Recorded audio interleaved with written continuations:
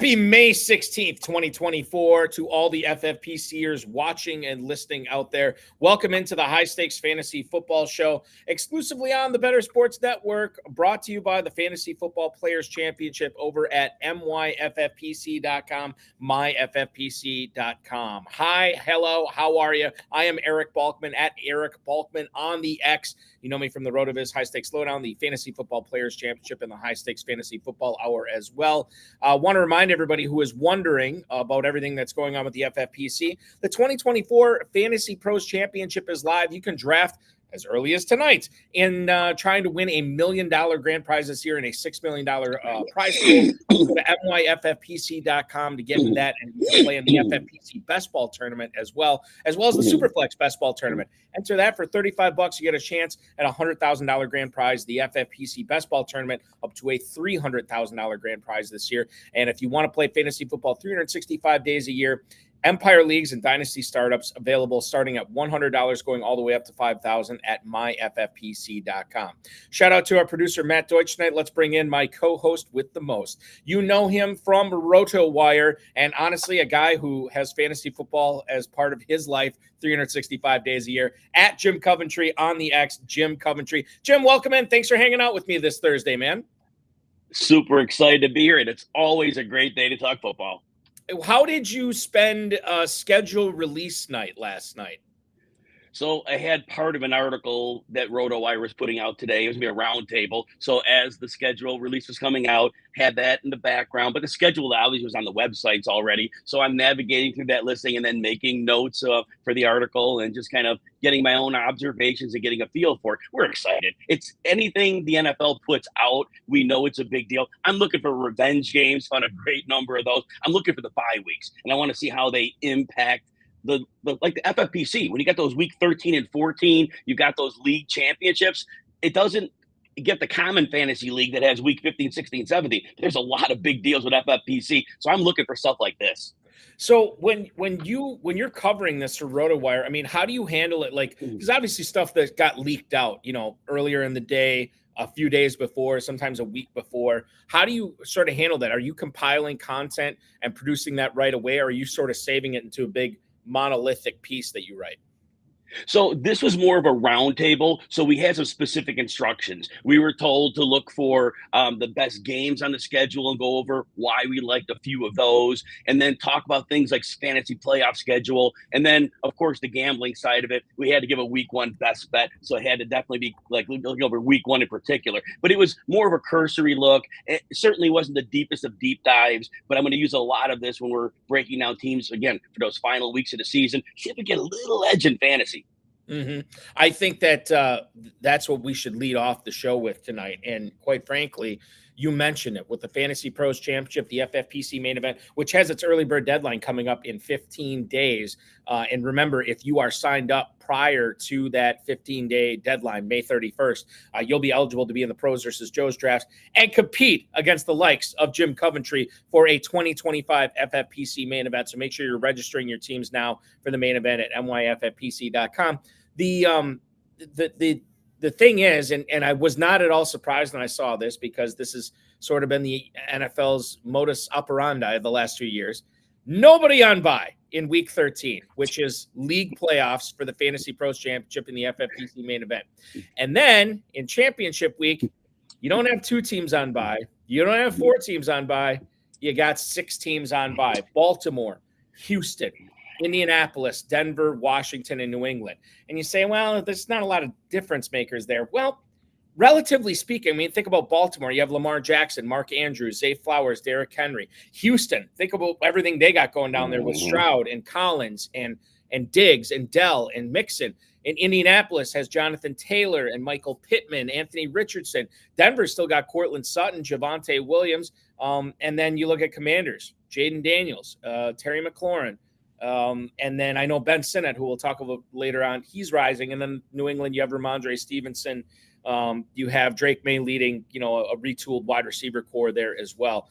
And that's not to mention the defenses too, that you could probably bring up with those teams. The draft philosophy, discussion, I think, comes in when we have something like this on our plates for FFPC players.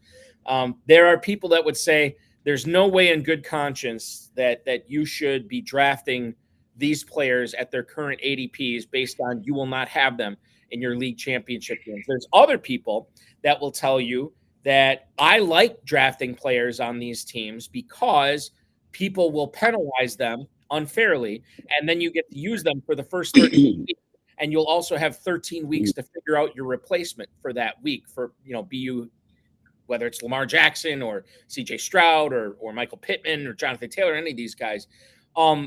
Jim, if you're playing in a format like that, how do you handle this situation properly?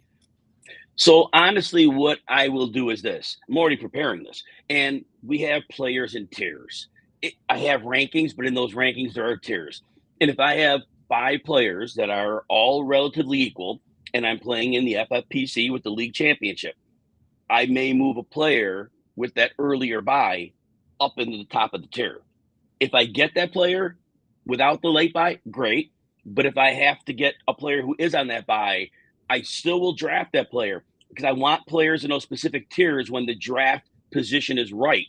At quarterback, you mentioned Anthony Richardson, CJ Stroud, Lamar Jackson. Those are like in the 3 to 6 range of quarterbacks in almost every draft right now. Well, I happen to have Dak Prescott with that tier, and he's below market. And most people have him as a quarterback 8, but I have him in the tier with those 3 players. And I'll explain when we talk about him later. I'm sure he will at some point. But right now for FFPC, I am moving him to the top of that tier because Dak Prescott's playing, obviously if he's healthy, in week 14, where I may need him. I think that's interesting, and that's an interesting way to look at it. And I think that certainly, especially, and Prescott's a good example, but I think there's other ways that you can attack it too, like before even you get to the end of your draft. Like if you do have a player like Zay Flowers or Mark Andrews or whatever, like you're saying, you move somebody else that can not only fill in for an injury, but they could fill in for that crucial bye week too. I don't think there's anything wrong with bumping those other players up just a little bit to kind of cover you in that situation. It might be the difference between winning your league and not winning your league. And you think about it too, like if you're a 3 or a 4 seed, you need to win that game in order to get into the championship round, right? And if you're a 3 or a 4 seed, and you have Andrews or you have Pittman or you have Lamar Jackson or whatever, and you have that replacement already on your roster and you're able to navigate, the bye week gauntlet and be able to have that player on your team as we get into the champion or the league championship or league playoffs, then all of a sudden you have a leg up not only in those games, but you have that extra guy ready to fire off in the championship round as well. So a very interesting strategy, and I'm glad you brought that up, Jim, here too. Now, the other thing I wanted to bring up at the top of the show is DeAndre Swift. The New York Times had a piece that came out yesterday about DeAndre Swift. Dan Williamson from Player Profiler, the overhyped sleeper himself, was talking about this on a recent podcast, or not on a recent podcast. He was bringing it up on X, and he was saying he's so glad that DeAndre Swift keeps falling in drafts because he's grabbing him everywhere. He thinks it's not fair to Swift how far he's falling. I'll bring up the ADP in a little bit. But Chad Morton, who is the running backs coach in Chicago, says he's excited about using Swift as a pass catcher out of the backfield. Morton worked under Shane Waldron when Waldron was the OC in Seattle. The quote here from Chad Morton: "He's exciting to watch, man. That guy, he's got so much ability. He's fast. He can make guys miss. And what we're excited about now is just opening up the passing game with the backs." We love hearing this. This is fantastic. He's got that opportunity to have that one-on-one matchup out of the backfield. We can get him out on an empty formation. We do a lot of empty stuff here too, so we can move this guy all around. He can win from any spot. Now, when we look back on what Shane Waldron did in Seattle, they didn't necessarily throw a ton to the running backs there. Seahawks last year, 24th in the target share to running backs. That was just 15%. Kenneth Walker, 37 targets in 15 games in 2023. How did Swift do in Philadelphia? Well, it wasn't exactly all that great. 47th in running back yards per route run, and Pro Football Focus graded him as a borderline top 50 pass catching running back. Now, as I bring up the Fantasy Mojo on this, fantasymojo.com has all the ADP we ever cite on this program. Darren Armani, fantastic guy. I know a personal friend of yours too, Jim. I will tell you that DeAndre Swift in the Fantasy Pros Championship over the last week, running back 23 at the 702. Jim, he doesn't exactly have a great history, and history is a strong word. He didn't have a great last year catching the ball. the Seahawks, where Morton was under Waldron, didn't necessarily throw to the running backs a whole lot. Now, was that Waldron? Was it Morton? I don't know, but Morton seems to be very excited to talk about Swift catching more passes this year. DeAndre Swift at running back 23, based on that, at the 702, he seems a little undervalued to me. It's a really good case when you paint all the lateral points. And when Swift was in Detroit, remember, those last 2 years, he averaged 55 catches, 420 yards. They used him in the passing game. Now, Brian Johnson in Philadelphia, he was overmatched. He did not have a clue. Early in the season, able to get by with deep passing. And then once the league realized that, Johnson had no adjustments. And he never utilized Swift well. Now, in Chicago, it's going to be interesting because realistically, you've got DJ Moore, you've got Keenan Allen, you've got Rome Odunze, you even got Cole Kmet. You have a really good group of pass catchers. How much can they really integrate DeAndre Swift with the great weapons they have? I don't doubt they'll get him some catches, but it's not going to be more than Kenneth Walker and Zach Charbonnet we're seeing because realistically, they have weapons. And when you look at Caleb Williams, he is very good at extending plays. He holds the ball too long sometimes, but you notice when he takes off, he looks downfield. He's not looking for a check down. Now, you're mentioning Swift on routes, and yes, they may run him on routes, but I just wonder how much they will be able to do that.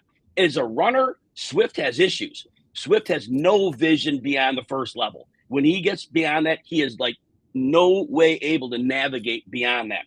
And we saw last year in week 2 and 3, remember, he didn't play in week 1 hardly, a couple snaps.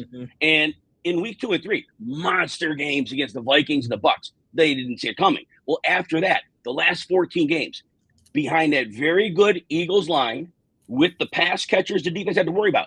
Do you know Swift only ran for 4.02 yards per carry? 48th percentile broken tackle rate, 49th percentile yards after contact. The Bears line is okay, but I'm concerned about Swift and potential upside. And again, I want to hear what you think about how many targets can they realistically get him in the offense they have. It's interesting you bring that up too, because the Eagles, I think, offensive line wise, how long have we been talking about them being among the best in the NFL? And then he goes to, granted, a retooled Bears offensive line, maybe not retooled, but definitely an improved offensive line. But you know how much improved, it's still not at the Eagles level. And the other concern I have with Swift too is I know Caleb, like Marshawn Lloyd, right? We know that he's a fairly talented pass catching running back. He didn't catch a whole lot of passes at USC, and I think part of the reason he didn't is because Caleb Williams is. And I think because his passing skills are so good, we kind of forget about this dude can run. Like, he's got some legs too.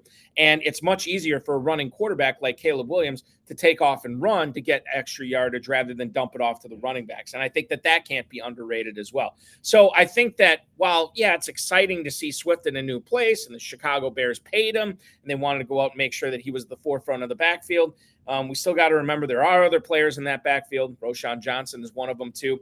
And at the same time, we can't overrate what Swift is going to do just based on what he did in Philadelphia and, you know, the fact that he had all those pass catches in Detroit as well. And one more thing.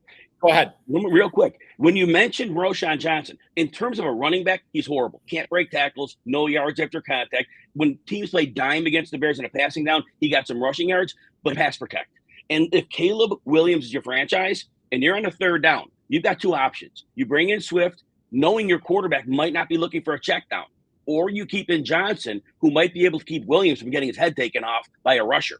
And honestly, I think we're going to see a little more Roschon Johnson on third downs, especially on a longer distance third down where they might be makeable, even like a 3rd and 8, 3rd and 12, than having Swift on the field. Now, that's just extrapolation, but I really think that pass protection for a franchise quarterback as a rookie is a big deal. Yeah, totally. You know, especially you think about everything Chicago's done this offseason to try to surround Caleb Williams with the best possible situation to win with those 3 receivers. And obviously with Swift coming in too, they already had Kmet, but they are going out of their way to make sure they don't replicate a Bryce Young situation of 2023 where he had very little around him. Caleb Williams is going to have a lot around him in Chicago. Historically, he's going to have a lot around him in Chicago. I want to bring up the Tennessee Titans running backs here. Speaking of running backs, 1 month ago, roughly, it was probably about 5 weeks or so ago, Nick Holz, the new offensive coordinator for the Titans, who is under Brian Callahan, there said that Pollard and Spears are interchangeable as running backs there. Then we found out Randy Jordan, the Titans running back coach, this was just last week, said that Pollard and Tyjae Spears, he was very effusive in his praise of both of these players' pass catching skills. Quote, they can turn a check down into a big play. And that's good. That's what we like to hear, again, as fantasy players. Now, this was in response to a question of how many touches, Pollard's going to get on a game-to-game basis, how many touches Spears is going to get on a game-to-game basis. It certainly stands to reason that if either one of these players were to miss any time, all of a sudden you're looking at the other one as potentially a top 15 back that week, maybe even higher than that. Brian Callahan, Tony Pollard is running back 25. Spears is running back 38. And that was a week ago. I'm going to bring it up right now just to look at the mojo on this one because I think they're actually a little bit closer now. Tony Pollard, running back 26. And then you're looking at Tyjae Spears as running back. Oh, I just had it. My apologies. Running back 26 and running back 34. So they have tightened up a little bit, and that's just in the span of a week here. Is Spears simply the better option here as running back 34 in the mid-ninth because he's the cheaper option? Or is there a reason, in your opinion, Jim Coventry, to pay up a little bit more to grab Pollard in your squad instead? It's a real tricky situation, Eric. And we saw Spears last year, and we were really excited about what he did. Now, here's the case I'm making. And we don't know for sure, but I have a good idea. Tony Pollard, remember how great he was 2 years ago. Yep. I contend he was great because Elliott was the lead back. He was a grinder. And I contend that defenses play at the speed of the starter. You can't flip a switch when the secondary guy can just say, hey, we got to play fast now. Pollard's on the field. It doesn't work like that. You're playing at that speed, muscle memory. And Pollard to come in and rip off big runs and big receptions. Well, Tyjae Spears last year had Derrick Henry ahead of him. And, yeah, the 80% of broken tackle rate, 71st percentile yards after contact, beautiful. Spears was great. But was it because Derrick Henry had set the tone the defense were playing at? And maybe Spears is outstanding. But, Eric, we see it every year. We see a change of pace running back look like Superman. Jaylen Warren last year. Yeah. But yet when these guys become the lead guys, and this is the thing we've seen over decades of fantasy football, often when that guy becomes the lead like Pollard last year, all of a sudden, not the same explosive guy because the defense is now playing at his speed. Now, you mentioned Pollard and Spears, and you intimated this. They're almost redundant in some ways. They do the same things. The coaches said that, and that's the danger. I do think this is going to be a hot hand backfield. I do believe, though, that Pollard potentially figured some things out last year because this is the first time he saw defenses playing at his speed. I think he gets a leg up in camp. I think Spears is in for a little bit of an awakening because defenses will be looking to play at that speed. So you're right. Spears is the better value because he's 10 running backs lower in ADP. I think Pollard is being undervalued because people think what they saw last year is the only reality for him. And I think he could change a little bit of that equation. He's not going to be a top 10 running back, but I think he could get into the top 18, top 17 if things shake out. I do have him a bit ahead of ADP, not that much, but I do see more upside for Pollard because he's had time to figure it out. In addition to figuring these things out, the thing I always come back to, I know I brought this up on several of my shows, is that quote from Pollard in December last year where he talked about, because he ended the season in 2022 with that horrific leg injury. Mm-hmm. And in December, he said, this is sort of like the first time I'm starting to feel like I'm all the way over and past that injury recovery. So he was basically, again, according to him, take him at his word. It's a player, which I never like doing when it comes to injuries because you never know. But September, October, November, he wasn't playing at 100% Tony Pollard. But December is when he started playing well again. And I wonder if there's another sort of a buying low opportunity at that point, strictly because of that. So there is a lot to like about Pollard. Even though he's the more expensive piece in that backfield, he's not a bad piece to pay up for rather than waiting on Spears too. Sticking in the AFC, but I want to shift to wide receivers here. Courtland Sutton is not on hand for voluntary workouts, according to Mike Klis from 9news.com. Now, Bo Nix is the new quarterback in Denver. They did draft Troy Franklin as well, Bo Nix's college teammate, as they're both going to be Broncos this year. Sutton is wanting a new contract, or at least he wants his contract adjusted, and he's not playing in the voluntary workout practices. I get it. Okay. When you consider the change, that is a pretty significant change in Denver this year with Bo Nix there, and obviously Franklin coming in, and maybe to take away Marvin Mims' role. There's no Jerry Jeudy there anymore. They brought in Audric Estime to go with Javonte Williams, Jaleel McLaughlin. I know a lot of FFPC players are really steaming him up on Fantasy Pros Championship drafts as well. But this is a crucial offseason for Denver, and Sutton's not there. Now, we look at Sutton's ADP right now in the Fantasy Pros Championship. He's fallen to wide receiver 48. He's not being drafted until the end of the 9th round. This is Jackson Smith and Jigba, Curtis Samuel, Jameson Williams territory. Sutton should be the number one receiver on this team, and you can get him maybe as late as the 10th round now, Jim. Is the holdout situation, not a holdout, but not showing up to voluntary workouts, is this at all concerning for you? Or is there another reason to be concerned about Sutton? Or do you simply say, Balky, what are you talking about? Courtland Sutton automatically, you draft him in the 10th round this year. I love that. Though Adam Schefter was on the schedule release show last night, and one of the reports, I think it was not the quarterback, I can't remember his name. Anyway, he was talking about CeeDee Lamb. Is CeeDee Lamb going to not be there for week 1? And right away, full stop. Schefter's like, no, the CBA does not allow that. He can. These receivers cannot afford to sit out. You can sit out this part of the year, no problem. They're not missing games because the CBA is so oppressive. And Sutton's not the guy that the rest of the teams be banging the door down saying, superstar, superstar, we have to have him. So he's posturing now. Maybe he gets a little something done. Week 1, he'll be there. Now, in terms of drafting, Balky, what I think is interesting about Sutton, and I think the fantasy community is smart. Usually I thought they would overrate him this year, and they have not. He has been, other than touchdowns last year, he's been the same receiver 3 years in a row. Listen to this, 21 to 23, right? He has between 58 and 64 catches each year, real tight window. Yardage between 772 and 829. It's about 57 yards difference in those 3 years. Targets, 90 to 109. The only difference was 2 touchdowns in 21, 2 touchdowns in 22, 10 last year. And those came in the first 13 games. This was a classic case of touchdown fortune going his way.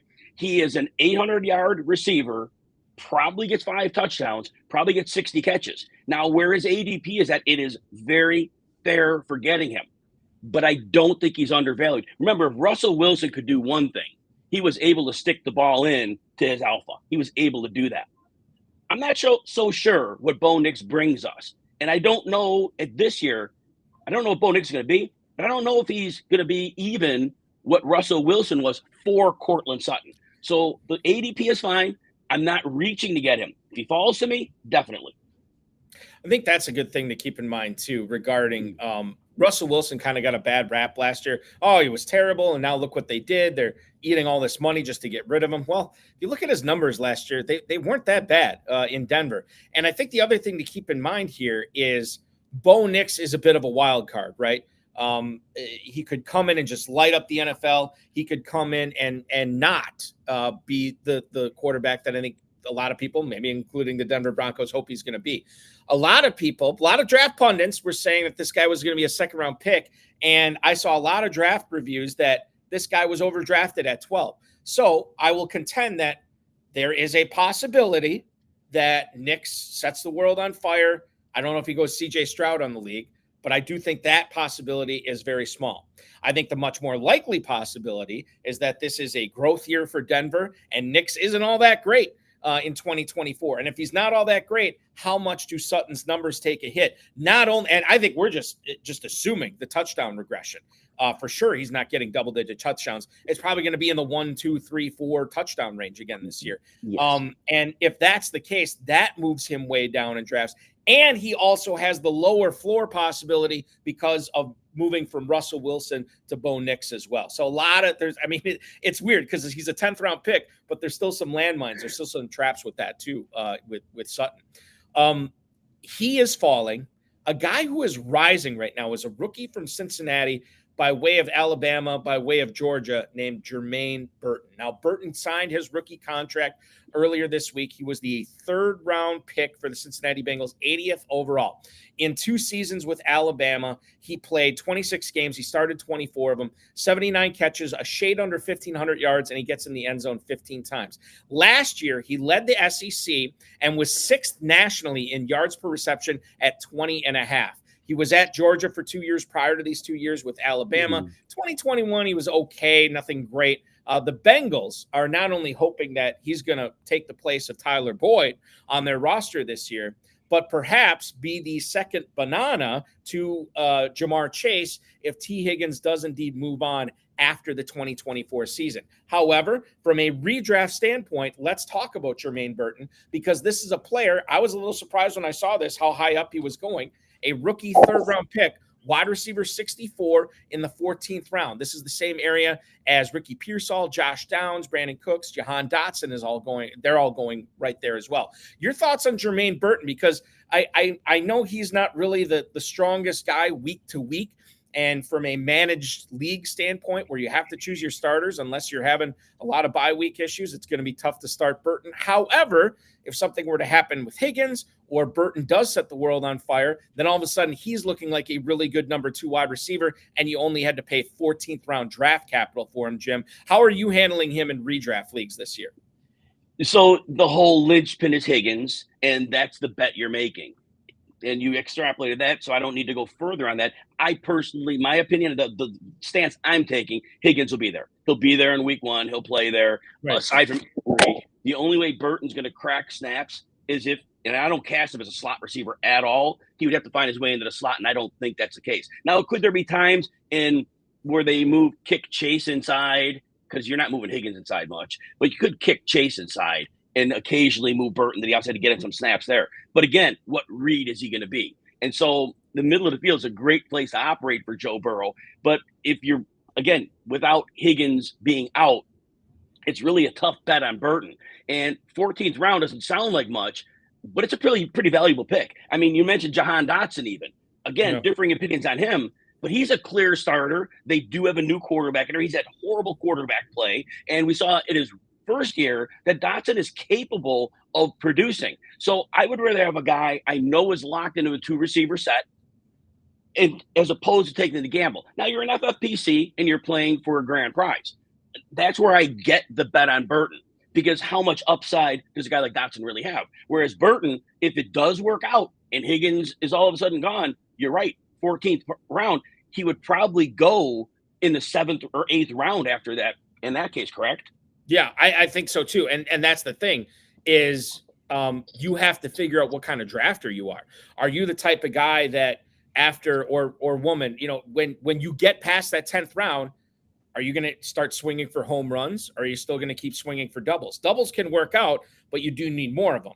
But if you hit that home run, AKA Puka Nacua in a lot of leagues last year, it can be really, really sweet. So you got to figure out how you want to do this. And obviously, if you're a volume drafter, you're probably going to sprinkle some Burton in. You're probably going to go with like the Dotson type player in a few of those drafts as well. But if you're only in one league, it kind of depends. If you're shooting for $1 million grand prize, I'm probably going Burton. If you're playing in a closed 12-team league, a guy like Dotson would probably make a little bit more sense. Let's go to the YouTube chat right now. We got a question from Braden DiVallario, who's on the clock in his rookie draft right now. He's deciding between Ricky Pearsall and Jalen Polk at the 210. It's a 10-man league right now. What do you guys think? Braden, we appreciate it. Jim, just looking at this, I was taking Pearsall in like the late first round of my rookie drafts. Granted, they were 12-teamers, but still. And Polk, I was seeing, slip in a lot of my drafts. I bring this up. Thor Nystrom from Fantasy Pros was on this program a few weeks ago, and he talked about Jalen McMillan really crushing it when all 3 of those Washington receivers were healthy, him and Odunze. And then when McMillan was hurt, then you saw Polk's numbers go up a little bit, but really McMillan was the hero there. I'm not a big Jalen Polk guy. I've let him go in rookie drafts and letting other people have him.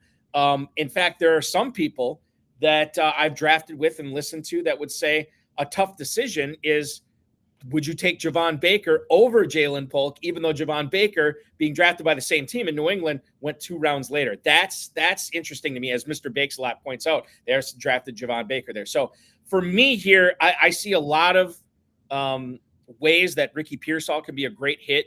If he's the number 3 receiver there first year, okay, fine. But if they do trade Samuel, or if they do trade Ayuk, I think it's more likely they trade Samuel than Ayuk. Now, all of a sudden, Ricky Pearsall is the number 2 receiver on that team. And not only is he a great pick for Dynasty, but he could probably contribute in redraft.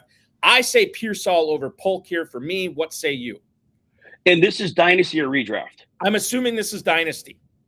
Yeah, for Dynasty, it's definitely Pearsall. And here's my thought process. Like you said, one of those receivers in San Francisco will be gone after this year. It's not going beyond that. They're not going to be able to kick the can. Brock Purdy's going to get paid after this year. You pay your quarterbacks after 3 years. That's the way it always works. And he's gotten them pretty far, so he's not going to get by without a contract. So somebody's gone. The NFL, as we know, is playing mostly 75% zone. What wins in zone? Your slot receivers. Slot receivers and tight ends are going to be increasing in value.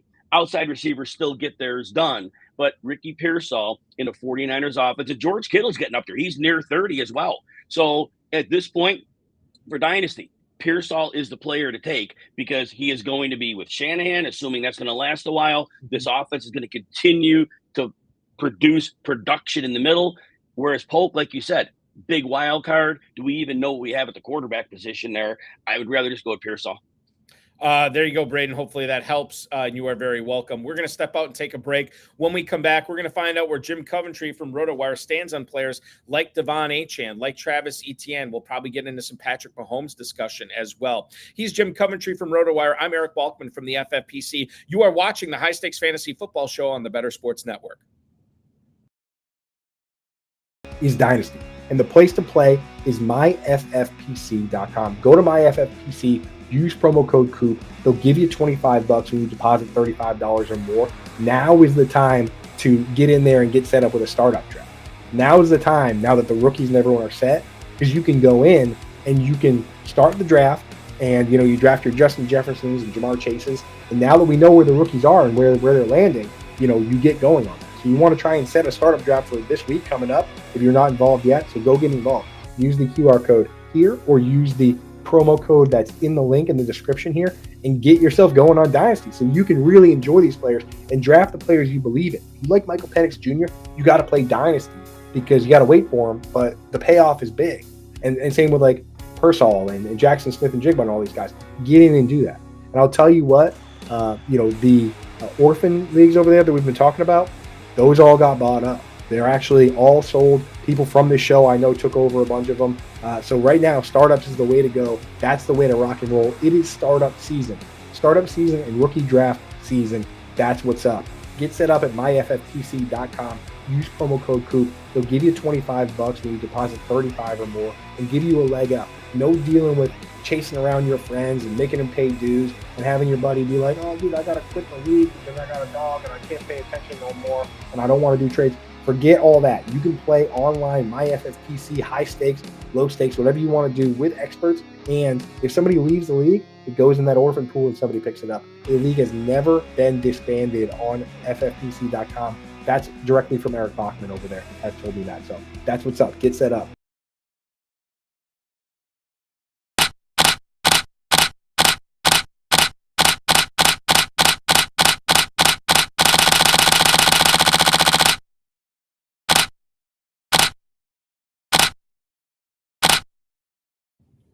The High Stakes Fantasy Football Show rolls on here on the Better Sports Network. Eric Balkman coming at you from the FFPC, and of course, Jim Coventry from RotoWire hanging out tonight. We're going to find out where Jim stands on a lot of running backs coming up here. Before we do that, I do want to remind everybody that the FFPC Empire Leagues have arrived. What are Empire Dynasty Leagues with the FFPC? Well, they have large progressive prize pools that grow yearly, and they're only awarded once there is a back-to-back winner. Once somebody wins the year or wins the league in consecutive years, the back-to-back back-to-back champion not only wins the first place prize pool that year, but they win the entire Emprise pool as well. The league disbands, everybody gets their deposits back, and they're free to join another Empire League. Our producer, Matt Deutsch, has thrown up the QR code if you want to check it out, as well as our classic Dynasty Leagues. Plenty of those are going on. They start at $100. They go all the way up to $5,000. Just scan that, register, and play now. I know we'll have a ton of Dynasty slow drafts popping off this weekend, Dynasty startups. Usually start like 10, 9 in the morning on Saturday. So there's going to be a lot of action there for you if you want to play in the Dynasty Leagues over at myffpc.com.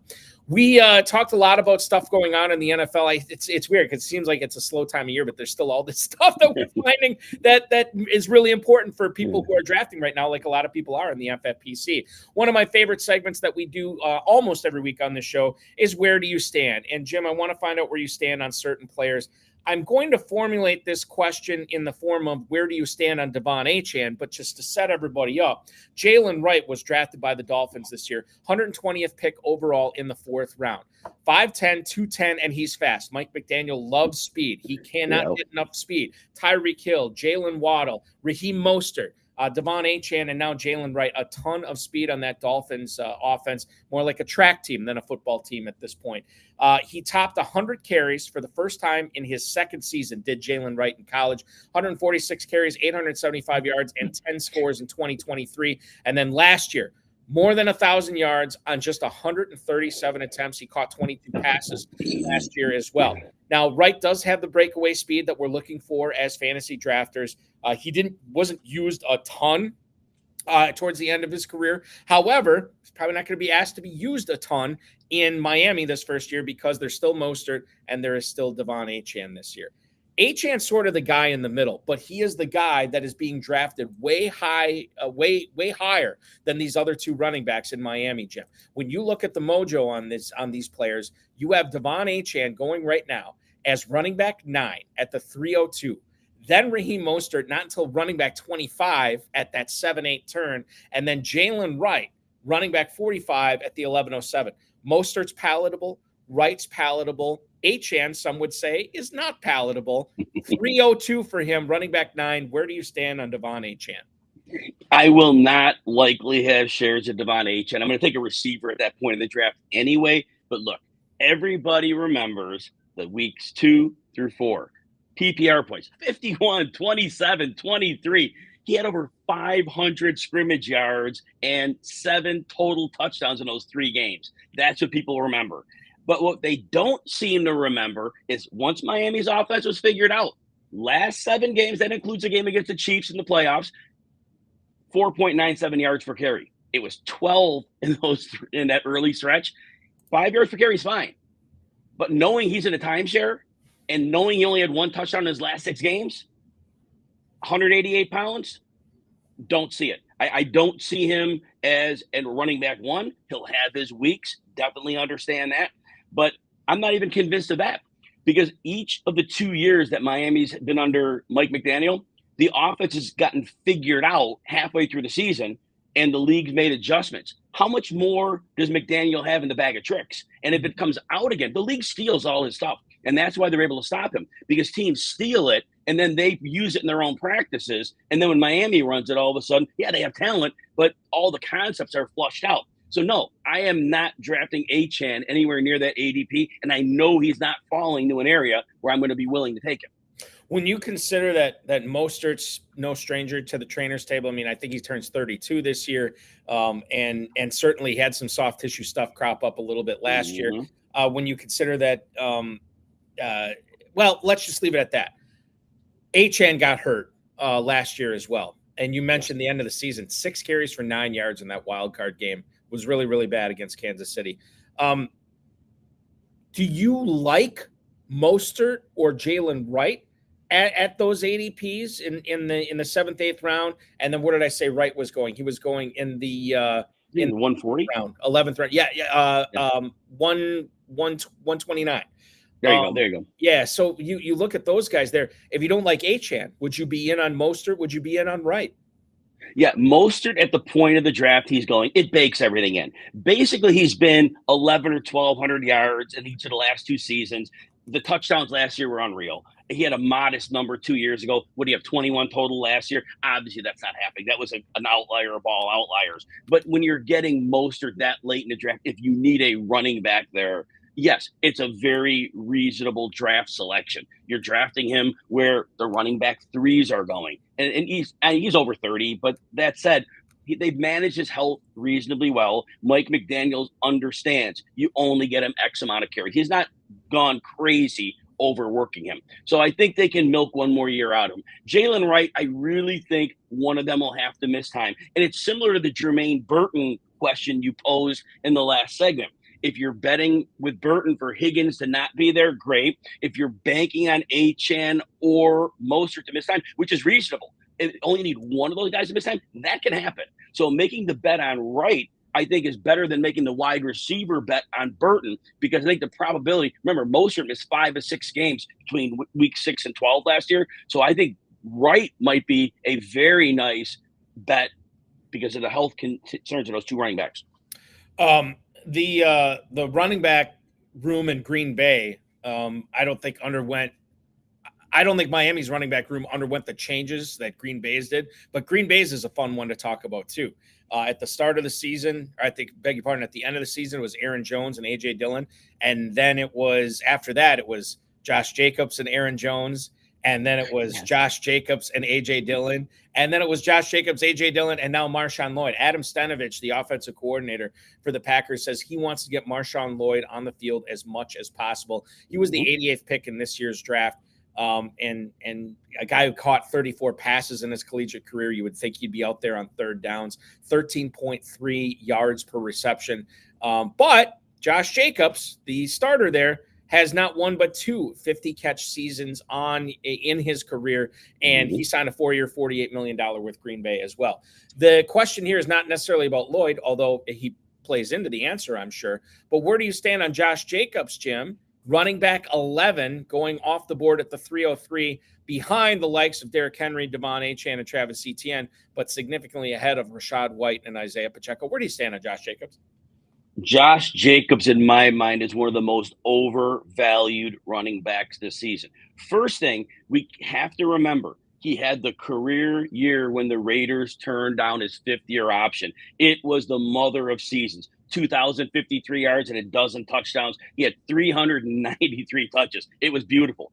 But that career year. Now, the other 3 years that surround that, 4 yards per carry or less in each of those 3 seasons. Last year, 40th percentile broken tackle rate, 33rd percentile yards after contact. He's a good player.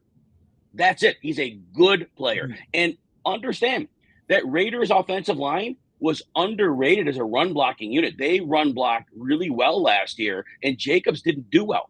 Green Bay has a nice pass-protecting line. They are not good in run-blocking. So Jacobs is going to have a downgrade, in my opinion, in run-blocking. But here's the bigger point. Aaron Jones was with that team for a long time. And when Aaron Jones was 26 years old, like Josh Jacobs is now, they were giving Dillon a lot of work. They always did. The culture of that team is to have a shared backfield. Jacobs, 26.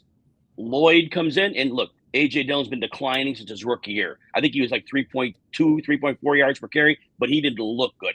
But yes, when you mentioned Lloyd, he is going to have a significant role, similar to what Aaron Jones dealt with Dillon earlier in the career. I don't see a world. People are betting on Jacobs to be a bell cow. A, he's not that good, and B, he's not getting all that work, in my opinion. Completely out. I have him well below ADP. We've seen the Packers, too, the last few years under Matt LaFleur. And even, quite frankly, it dates back to previously, before Matt LaFleur took over, where the starting running back, like Aaron Jones, would get 2 series. And then A.J. Dillon would get 1. And then Jones would get 2 more series, and then A.J. Dillon would get 1. And that's probably not all that similar than what we're going to see this season with Jacobs getting 2 series and then probably Lloyd getting 1. Lloyd's got to fix his fumbling issues. He had a lot of those in college. So if he does fix that, he's just going to be out on the field more. And Matt Deutsch, our producer, pointing out that Marshawn Lloyd, 13 catches last season. We were talking about this in the first segment with Caleb Williams. easier for him to tuck and run than to dump it off to Marshawn Lloyd. He did catch passes at his first USC at South Carolina, but yeah, only 13 catches this past year. Let's move on and talk about Travis Etienne here. Travis Etienne right now has an ADP of running back 10 at the 303 right now. Now, Etienne is a player that I think a lot of people thought, Jim, help me out on this. So was Tank Bigsby last year that people thought Bigsby was going to eat into him? Was there a player the year before that I'm forgetting? Was it James Robinson that was still there? James Robinson, but Etienne didn't play in 2021, right? That's right. Yeah. Oh, you're in 2022. But you're on 2022. Yeah. James Robinson for a little bit, because remember, he went to the Chargers too. Right. It was nobody of note. It was nobody of note, whoever was there. Okay, well, the point is that the Jaguars exercised his fifth-year option. So he's not only going to be on the team this year, he's going to be on the team next year. The Jaguars in the draft this past year only added Keelan Robinson, and frankly, I think that's more of a, hey, let's exploit the new return rules more than, hey, let's get this guy in our backfield thing. So this is going to be good. Tank Bigsby was not good last year, and Etienne, quite frankly, wasn't all that awesome in 2023. I mean, he was all right, but he was inconsistent. Now we look at him this year. I just mentioned the ADP. I'll say it again. Travis Etienne, running back 10 at the 303. Jim Coventry, where do you stand on Travis Etienne? He's a great floor play, and there's something to be said for that. And obviously, he didn't play 2021 with a foot injury. He's played all 17 games in 2 straight seasons. Now, that could go south anytime. I like that. But here's what we need to unpack with Travis Etienne, and it's complicated. We look at the last 2 years of yardage, almost identical, 1,440 yards and then 1,484, 44 yards apart. But how he got there was incredibly different. 2022, he got to the 1,400 yards on 255 touches. He was 5 yards a carry, 9 yards per catch. Last year, that 255 touches became 325, 70 more touches, and he only had 44 more yards. The efficiency went way down. Now he had 58 catches, and in a PPR league, that is huge. Really helps the fantasy value. But here's what I noticed. Anytime Etienne started to get work in the last few years, they pulled the rug out on him. In the first year he played, 2022, we saw there was week 8, week 9, they gave him like a heavy dose of carries, and they immediately pulled him back. Last year, Eric, first half of the season, Etienne averages 19 carries. Now, at this point, Bigsby was a bust. Dearness Johnson had one good game and was terrible. But they cut that 19 carries for Etienne down to 12.9 per game. Still a decent number, but it was a drastic move down.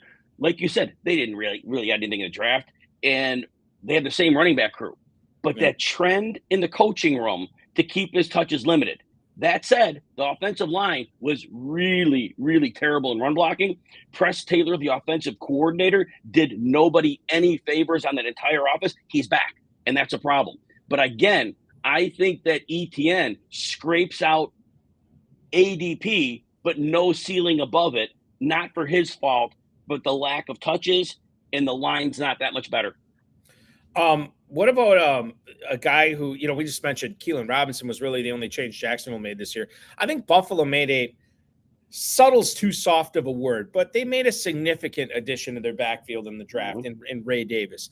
Jeremy Fowler, who covers the NFL for ESPN, thinks that Ray Davis is going to have a, quote, sneaky big impact in 2024. He was picked number 128, 8 picks after Jalen Wright. He played 5 years at Kentucky. And Fowler says this is a guy that's a great compliment to James Cook, thinking that Davis is going to get the goal line work. He's going to get the short yardage work, which means vulturing of touchdowns for James Cook. Now, I would make the contention that I think Josh Allen was already vulturing those touchdowns that would have gone to James Cook.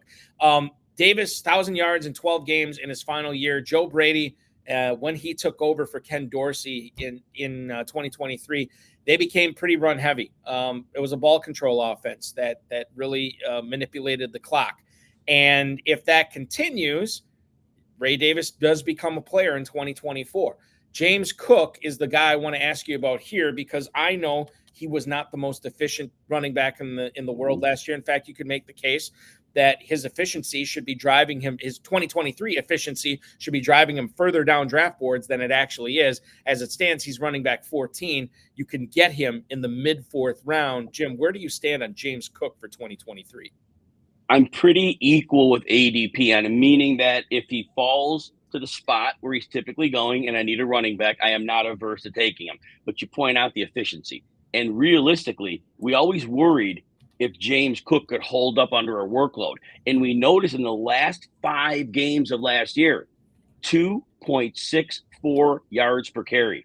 And that's with defenses worried about Josh Allen, playing nickel as a base, sometimes dropping diamond. And James Cook, the more he played, the less efficient as a runner he became.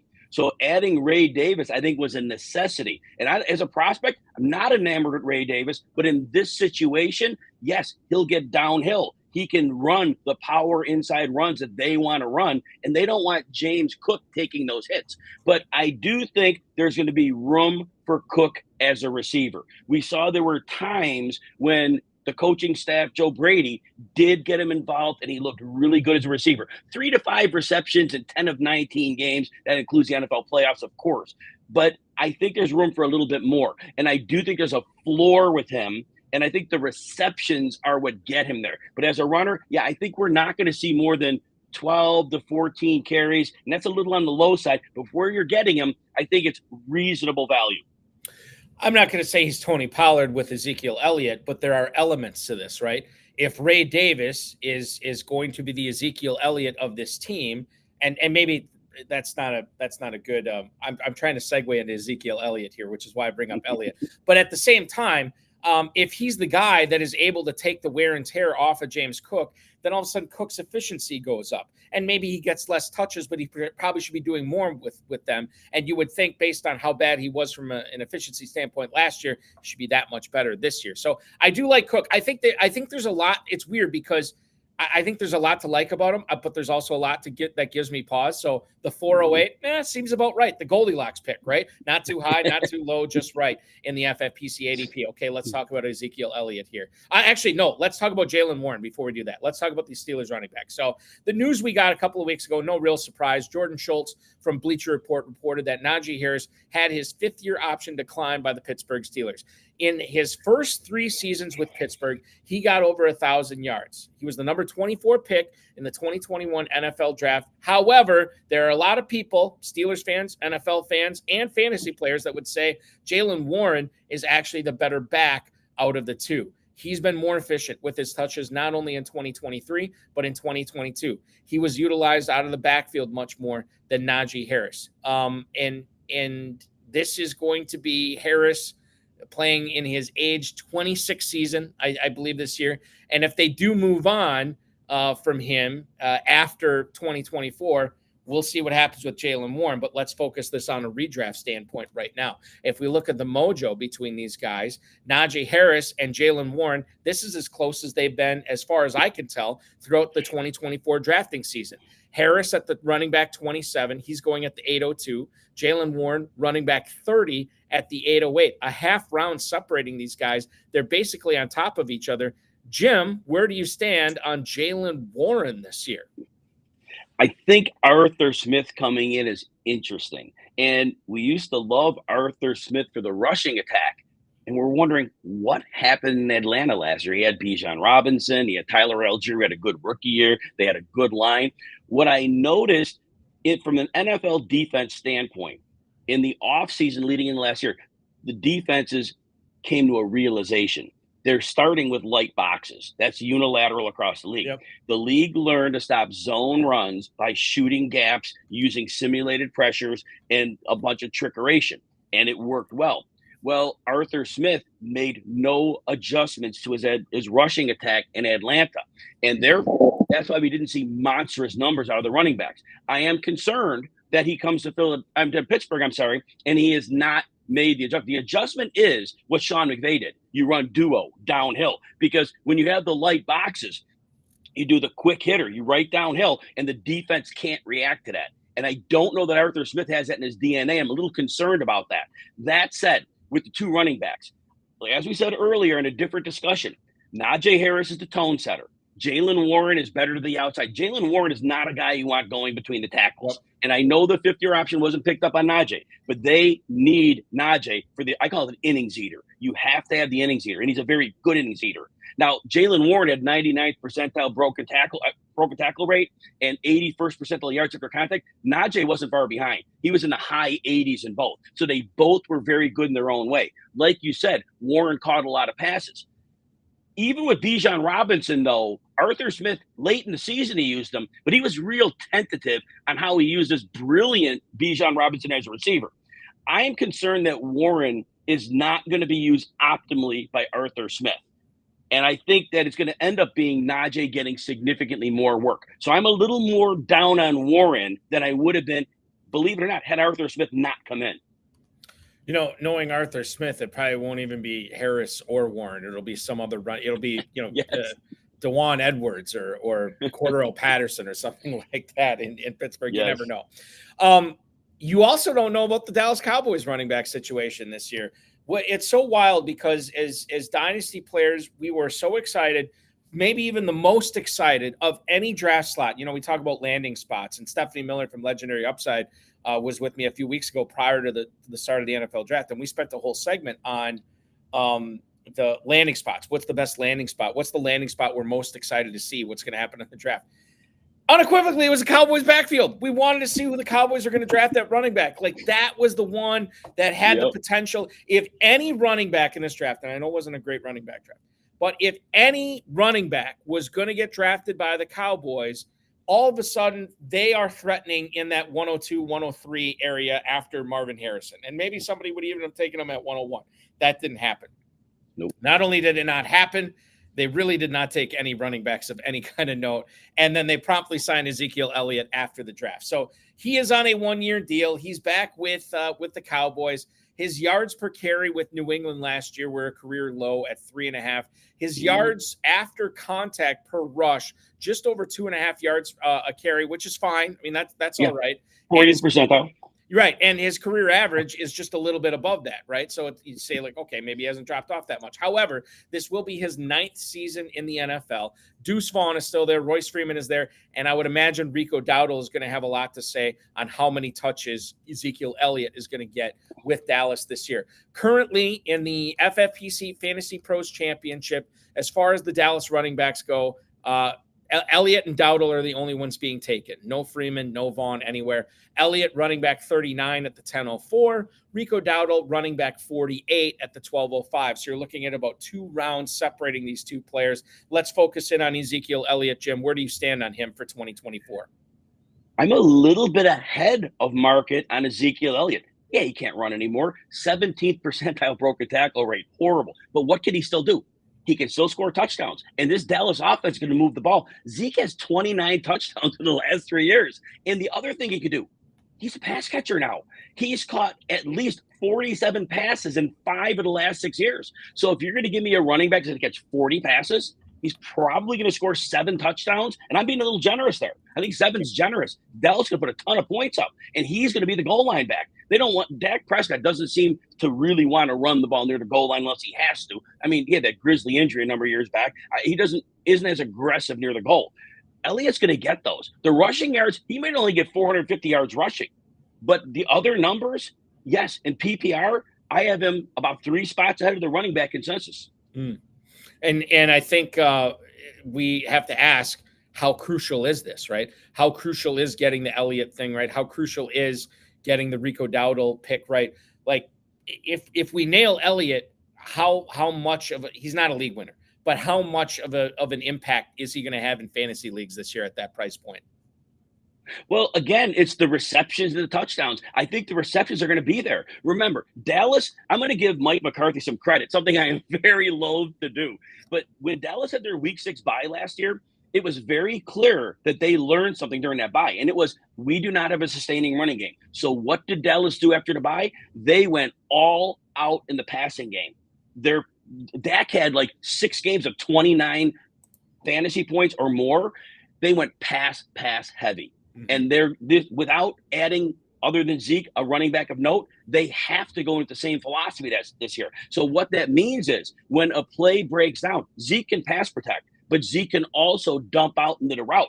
He's catching 45 passes. He is catching those passes. And so, yes, if you're using him as a running back 3, I think most weeks you're going to love the floor you're going to get. You're not getting ceiling games. You're not getting 20-point games, but you're going to get probably between 8 and 14 points in almost every game. Yeah, and there's a lot worse you could do than that as far as your third running back goes, with the upside of maybe a running back 2 if he ends up taking over that backfield over Dowdle, or if Dowdle gets hurt or anything like that. I don't think Deuce Vaughn's going to be a contributor, and I don't think Royce Freeman is going to be a contributor. I want to touch on quarterbacks here, at least briefly. Adam Schefter, about a month and a half before the NFL draft, reported that Patrick Mahomes agreed to a restructured contract with the Kansas City Chiefs.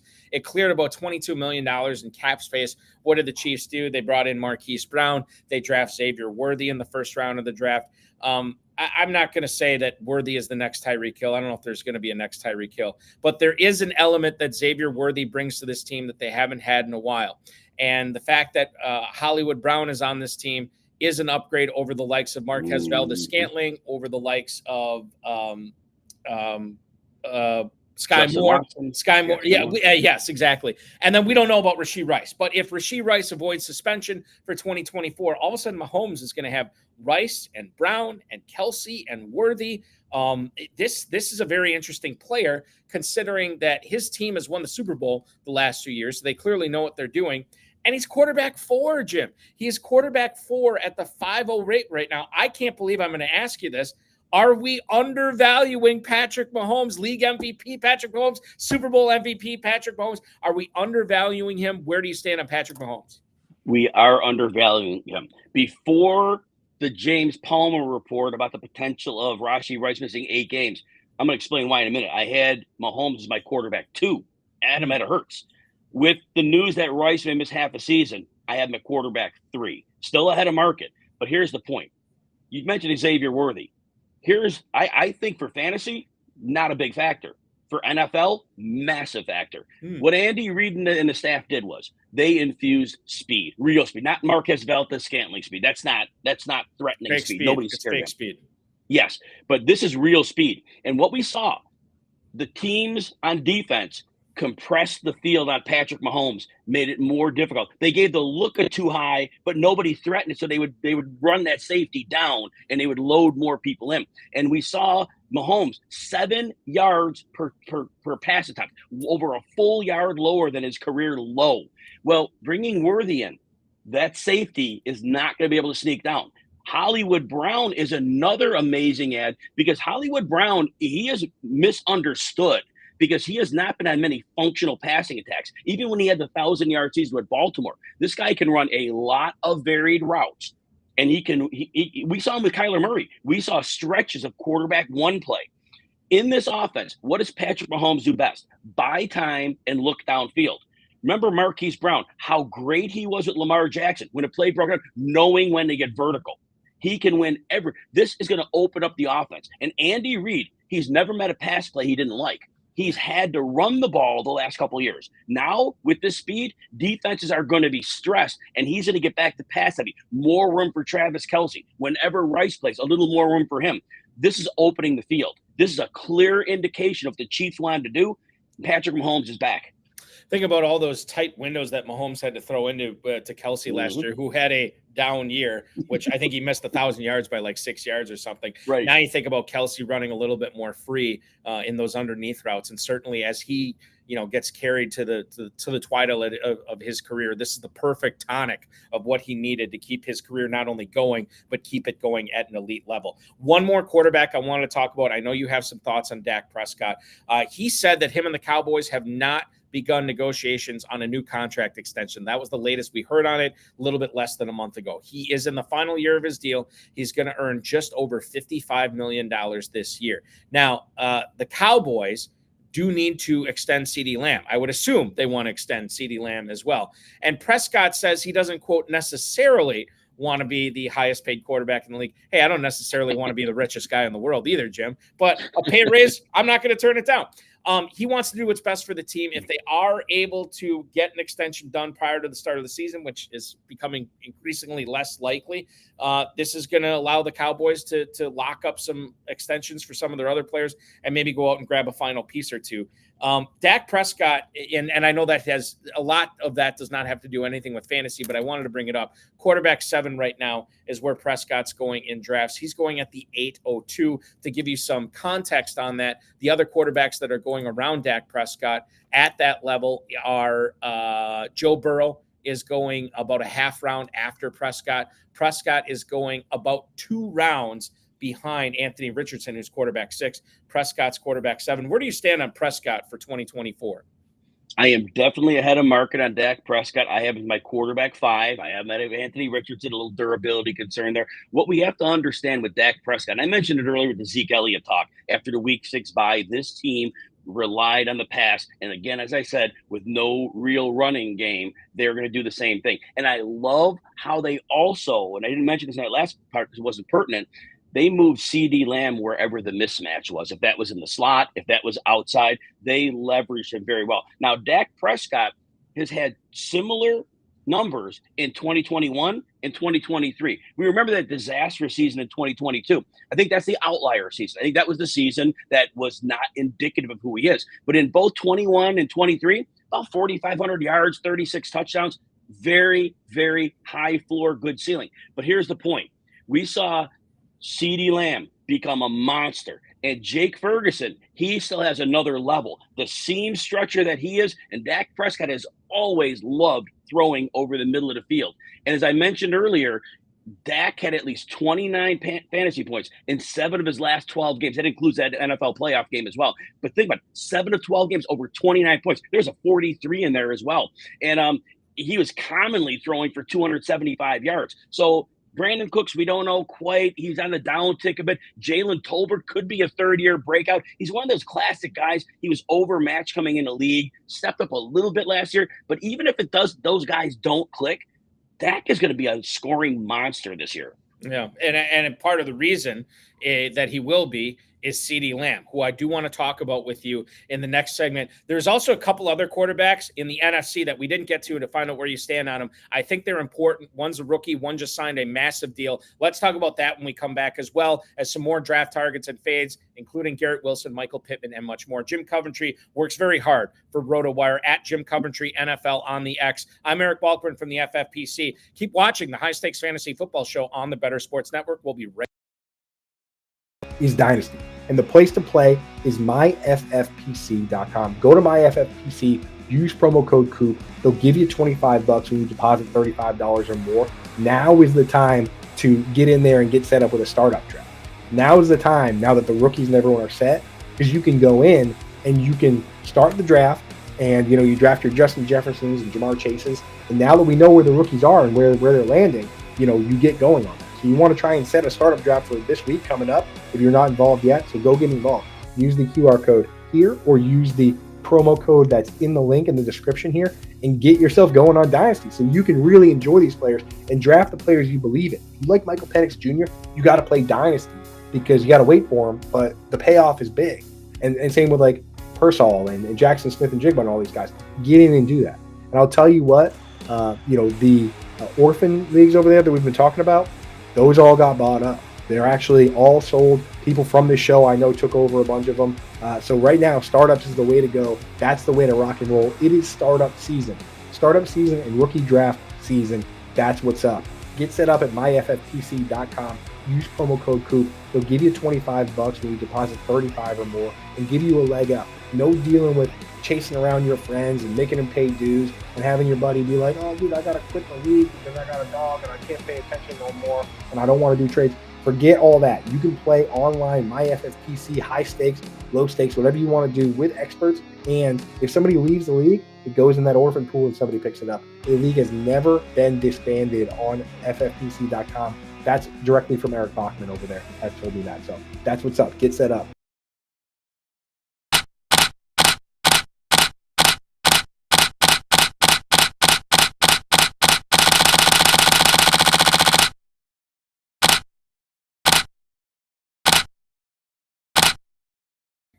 9 minutes past the top of the hour here on the High Stakes Fantasy Football Show on the Better Sports Network. We've been talking about it all night, but I'll bring it up again. The FFPC Fantasy Pros Championship is going on at myffpc.com. You want to be a millionaire? Win $1 million in that at just a $350 entry. Don't forget that you get that $50 discount if you get a 3-pack as well. And if you register prior to June 30th and draft prior to July 15th, you'll be eligible for that early bird, which will give you a free $35 team credit in your FFPC account. And if you do that 3 times, you'll get 3 credits on that. Check it out, myffpc.com, myffpc.com. Jim Coventry, NFL, is the X handle for Jim Coventry. He is joining me tonight on consignment from RotoWire, which we appreciate. Jim, we talked about Mahomes and Prescott prior to the break.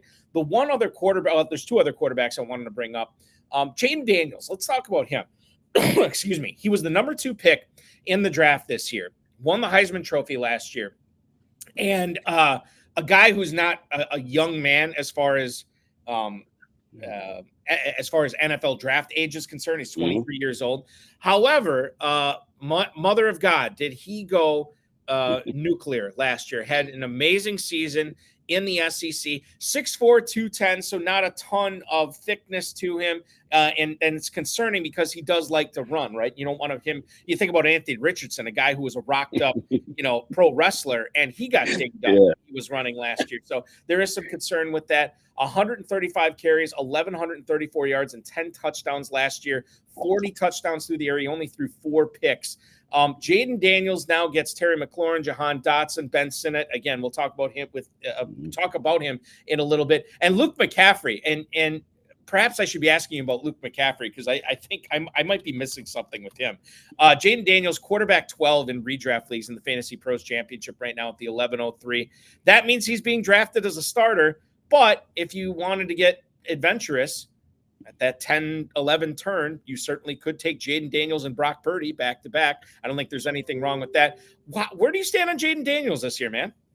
Yeah, I'm below market on him. I'll explain why in a minute, but I like your idea. If you're going to take the plunge on Daniels, I do think it's important that you back him up. You take him as a lower-end starter, like you said, a Brock Purdy, perfect. When we're looking at Jayden Daniels, I am concerned the fact that you said last year, 40 touchdowns. But he never threw more than 17 before that. So was he a man against boys last year? I mean, that always worries me. When you're a grown man and now you finally figure it out against boys, to me, maybe it's a sign of things to come, but often it's just like you just got older and you were way more developed. And so I'm worried about that. Now, the completion percent was 672. We love that. Basically, the arm intermediate passes, very good on that. But I don't know if he has the velocity to drive the ball in the crowded spaces. And a lot of times in college, you have open players to throw to. I wonder in today's zone defense where there's a lot of tighter looks, and I don't know the defense are going to be like really worried about the team blasting them deep. McLaurin is obviously a great player still, but you also mentioned the running. Jayden Daniels did not look to avoid contact in college. And you mentioned that 210 pounds. When you put on a 6'4" frame, that's light. And if he is not going to get out of bounds, which he didn't show in college, those hits in the NFL, they're going to put him on the shelf very, very quickly. So to me, there is a large deal of risk. And Cliff Kingsbury, look, I know that Kyler Murray put up numbers with him. It was despite Cliff Kingsbury. It was not because of him. The offense was never creative. Kyler Murray was just a playmaker, and he is a very good quarterback. We don't know what Daniels is. I'm going to be out on him.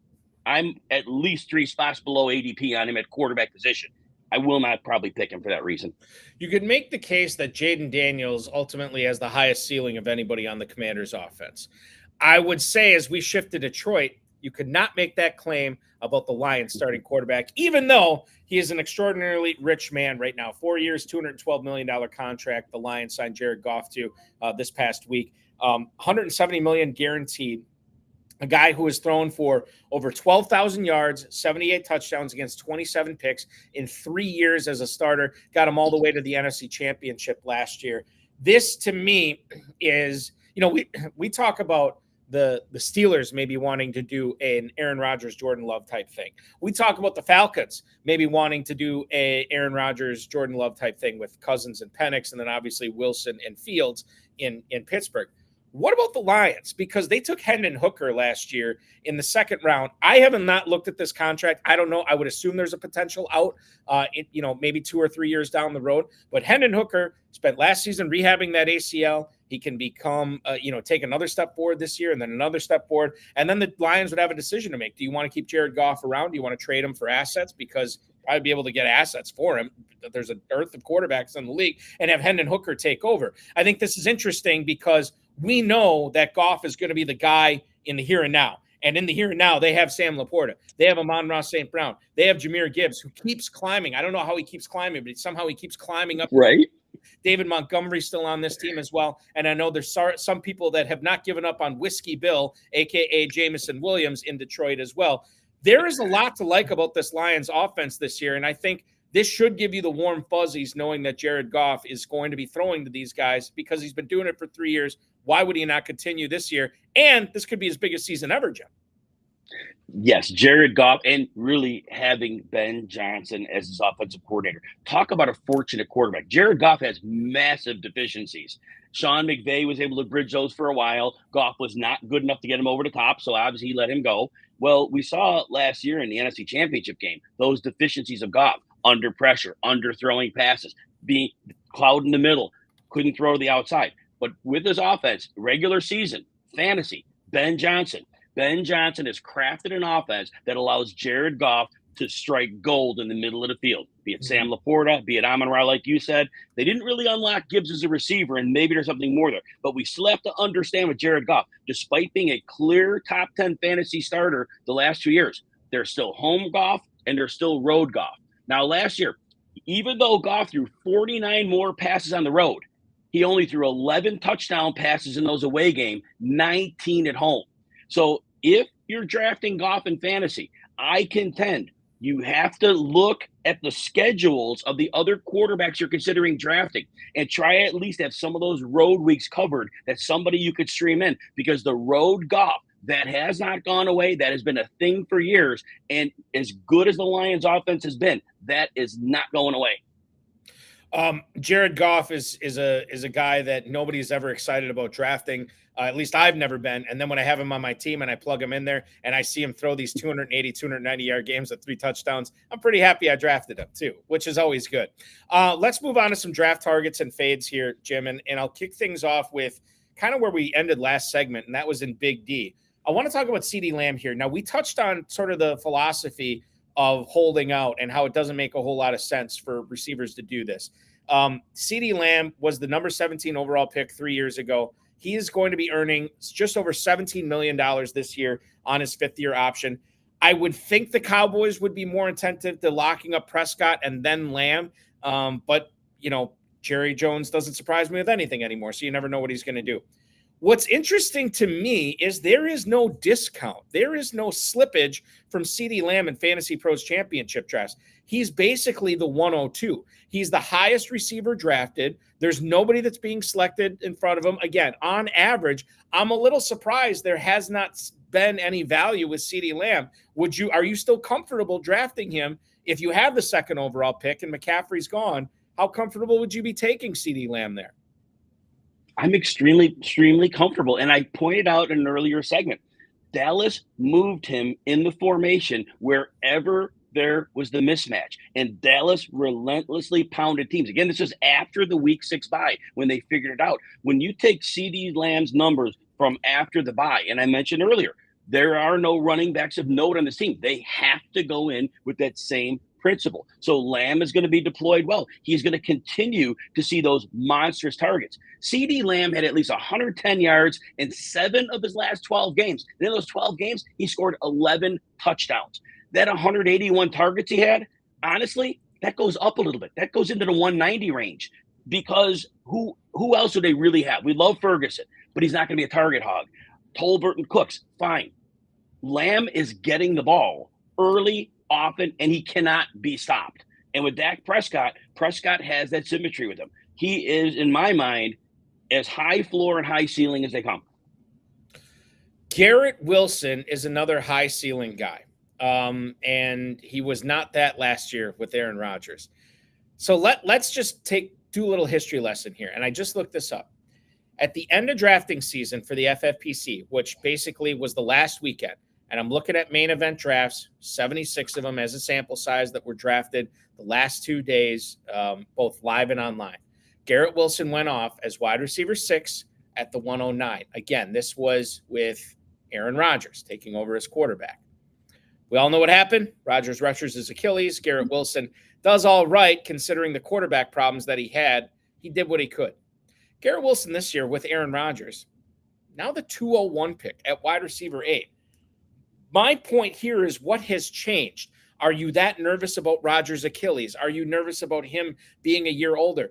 This is a half-round difference from where he was going last year, Jim, to where he's going this year.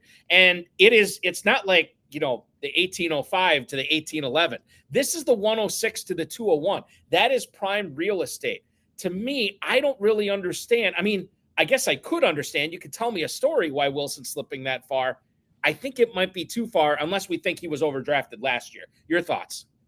He was not overdrafted last year. It just was bad fortune. This year, one thing I want to point out, if Rodgers goes down, Tyrod Taylor's the backup. Mm-hmm. I am very good with Tyrod Taylor throwing the ball as opposed to the garbage, no offense to the gentleman who played quarterback, but in terms of fantasy, it was not good.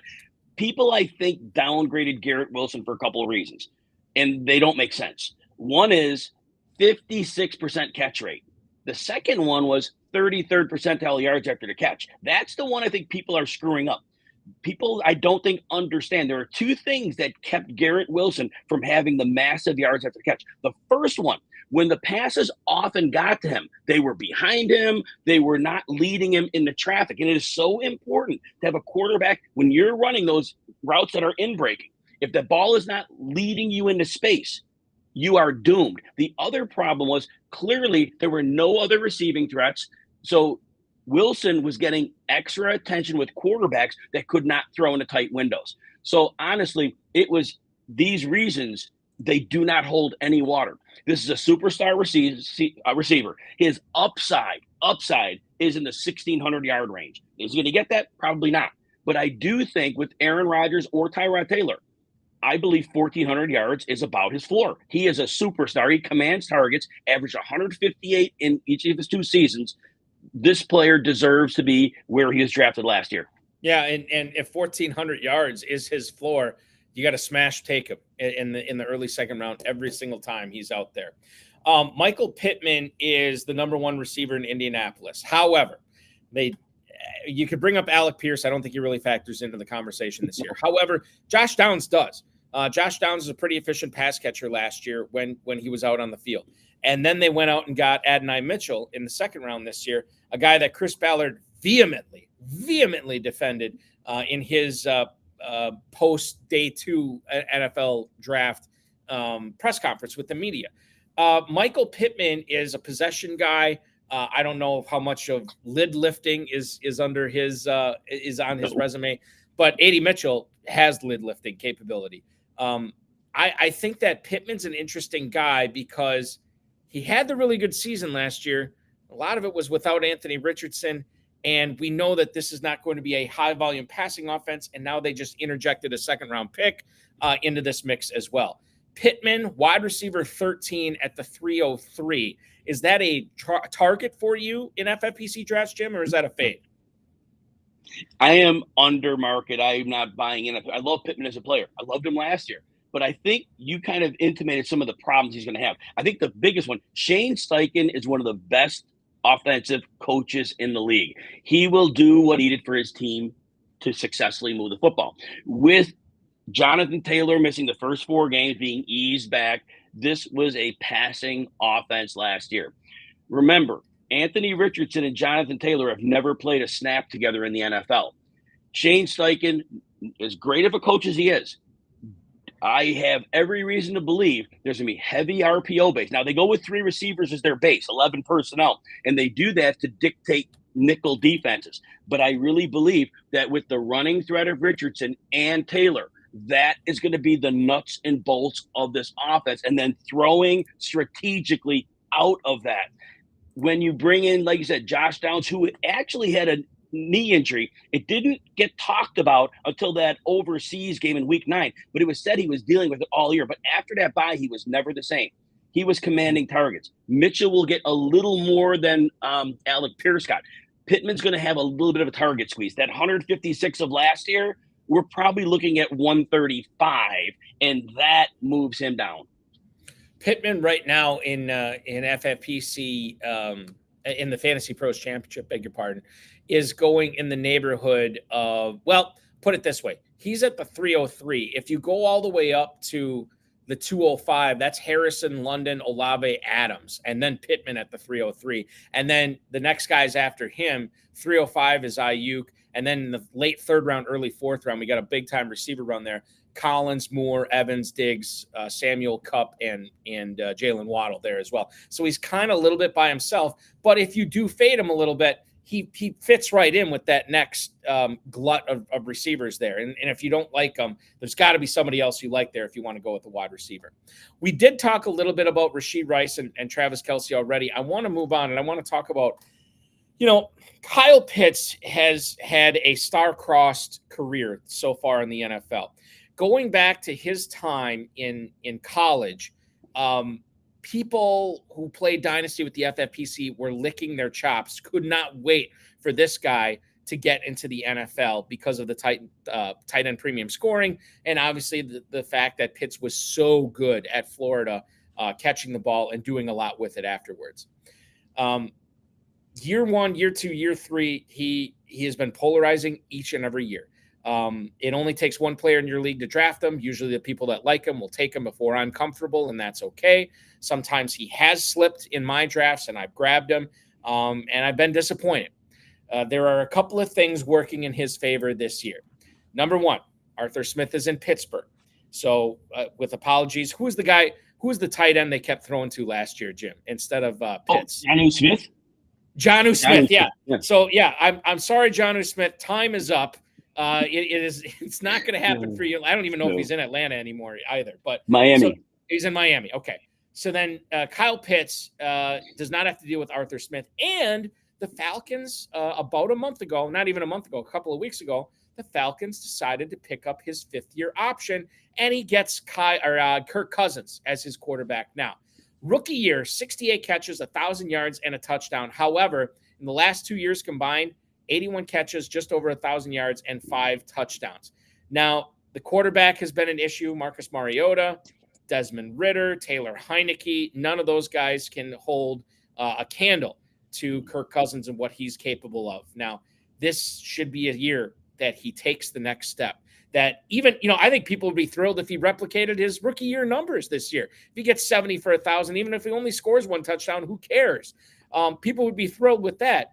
Jim, you look at the Kyle Pitts ADP right now, tight end 6 at the 403, again, kind of by himself. It's a full round after Kincaid and Andrews, and he is going about 3 or 4 picks ahead of Evan Ingram. And then the next tight end isn't for a round and a half after that with George Kittle. So he's kind of by Evan Ingram. Kyle Pitts, draft, target, or fade in the early 4th round.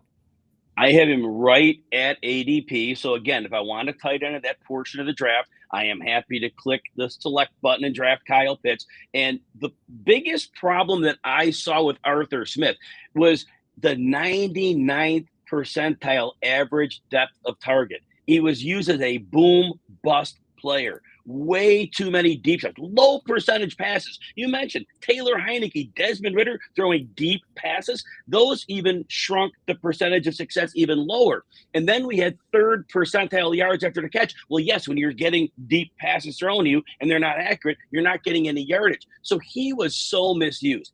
In comes Zach Robinson, Rams system. We know that it's not going to be a staple of deep passes. And I think Pitts will be treated more like a hybrid tight end receiver. There'll be more motion, there'll be more slants. He's going to be a lot more high value targets from, like you said, a massive upgrade in quarterback play. I do like Darnell Mooney as the 2 on the outside, but I do think that we're going to see Pitts contend with targets for the number 2, and that's going to be a good number. That 110 targets Pitts saw as a rookie, we might see more of that. But these are going to be catch and run opportunities where he can actually use his skill. So I do believe he's a phenomenal value at the tight end 6. I'm not reaching up further because we do have a couple of years of down play, and that's left enough concern that is there a talent issue? But I do tend to think it was Arthur Smith. I think I'm with you. I don't think Pitts has become a worse player.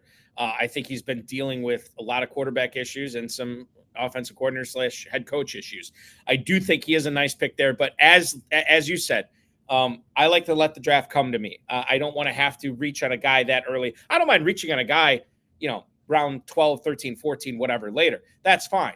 But when you're talking about in the 6th round, if you reach on a guy then, you're leaving yourself vulnerable to not being able to pick up some other value. So I think that's where that falls in there with Pitts. Couple of rookie tight ends let's talk about. Ben Sinnott is the first guy here. The Commanders took him with the 53rd overall pick. He was a 2nd-round pick in the 2024 draft. Walk-on at Kansas State, 6'4", 250. He redshirted back in 2020 and then played fullback in addition to tight end. Played some special teams 2 years ago, 31 catches, 447 yards, gets into the end zone 4 times. And then last year, 676 yards receiving, 6 touchdowns on just 49 catches. This is a player that is going to get Jayden Daniels as his quarterback. He's going to have players like Dotson and McLaurin on the perimeter, opening things up for him underneath. He has a 9.72 relative athletic score. There's a lot to like about Ben Sinnott. I've seen a lot of people on X lately saying he's going too high. This is out of control. And then I look at his ADP with the Fantasy Pros Championship, tight end 18 at the 1201. I don't think that's crazy. This is Luke Musgrave territory. This is Hunter Henry territory.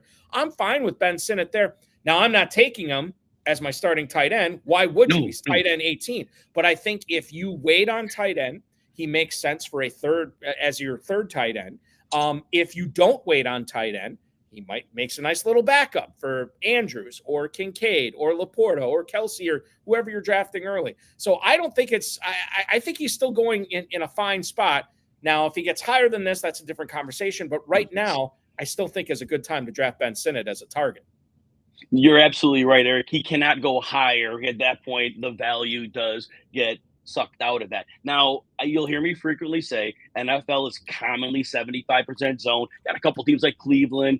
Well, when Dallas had Dan Quinn, they played more. But most teams, it's mostly zone. And last year, don't think the tight end explosion was because this was the best tight end class ever. It was a perfect storm of good tight ends coming into a league where you can exploit the middle of the field. And it's a copycat league, and coaches are learning this. So Sinnott walks into a perfect situation. We love his 83rd percentile agility, his 95th percentile explosiveness. He's not fast as a plain runner, but even if he's catch and fall, that's a lot of potential catches against zone. Zach Ertz is there. Look, don't worry about Zach Ertz. Right. Before the ACL a couple of years ago, he was 5th percentile yards after the catch, which means nothing. He went down to 1st percentile, which is the absolute worst. So he can't run. So Sinnott is going to be involved. He is going to be a possession player. They're going to need those, especially when the pass rush is coming on passing downs. Sinnott can't block, which is a good thing here for fantasy because he is going to be a detached tight end, especially on passing downs. So maybe he doesn't have a full 3-down role, but if he's just in on passing downs, that's plenty to get him into the tight end 18. That's his ADP right now. A guy who is going later than that, but a fellow rookie. Is Jatavian Sanders. Now, Jatavian Sanders, if we look at him, he was the first tight end. He was the first player drafted on day 3 of the 2024 draft. Played tight end and defensive end in high school. And then 6'4", 245, positionless 5-star recruit for Texas.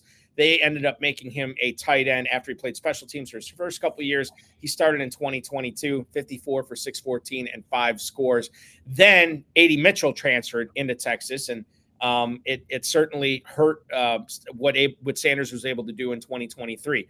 Touchdown total dropped by 3, caught 9 fewer passes, but his yards per catch went up by almost 4 yards, which is really good. 4.69 40, Only 8 reps on the bench, so that wasn't great. 30-inch vertical. Is relative athletic score is just 5.65. Not a super athletic guy. However, I will say this. Carolina really put an emphasis. We talked about this. I believe we talked about this in the first hour on bringing weapons to the table for Bryce Young. They get Jonathan Brooks. They get Xavier Legette. They get Ja'Tavion Sanders. Look, you can disagree with Dan Morgan's player evaluation philosophy, and maybe you don't like these players, but you look at what they're going to be able to do together as a unit. You throw in Jonathan Mingo in there, and a corpse of Adam Thielen even, and suddenly, there are options here. There are ways you can see a way for Bryce Young to start succeeding this year. I want to talk about Sanders, though. Tight end premium scoring. He's going in the 17th round. You want to utilize these picks properly. You want to take the guys that do have home run potential. I definitely see a low floor for Ja'Tavion Sanders this year. That's not the point. But is there a significant enough ceiling for you to say, yes, he is worth me drafting him here in the 17th round over some of these injury away type running backs? It's a maybe. The depth chart, he could not have walked into a better depth chart. Tommy Tremble, Ian Thomas, Stephen Sullivan. So that opportunity will be there. What I worry about Sanders is he was able to use deep speed in college to get behind everybody.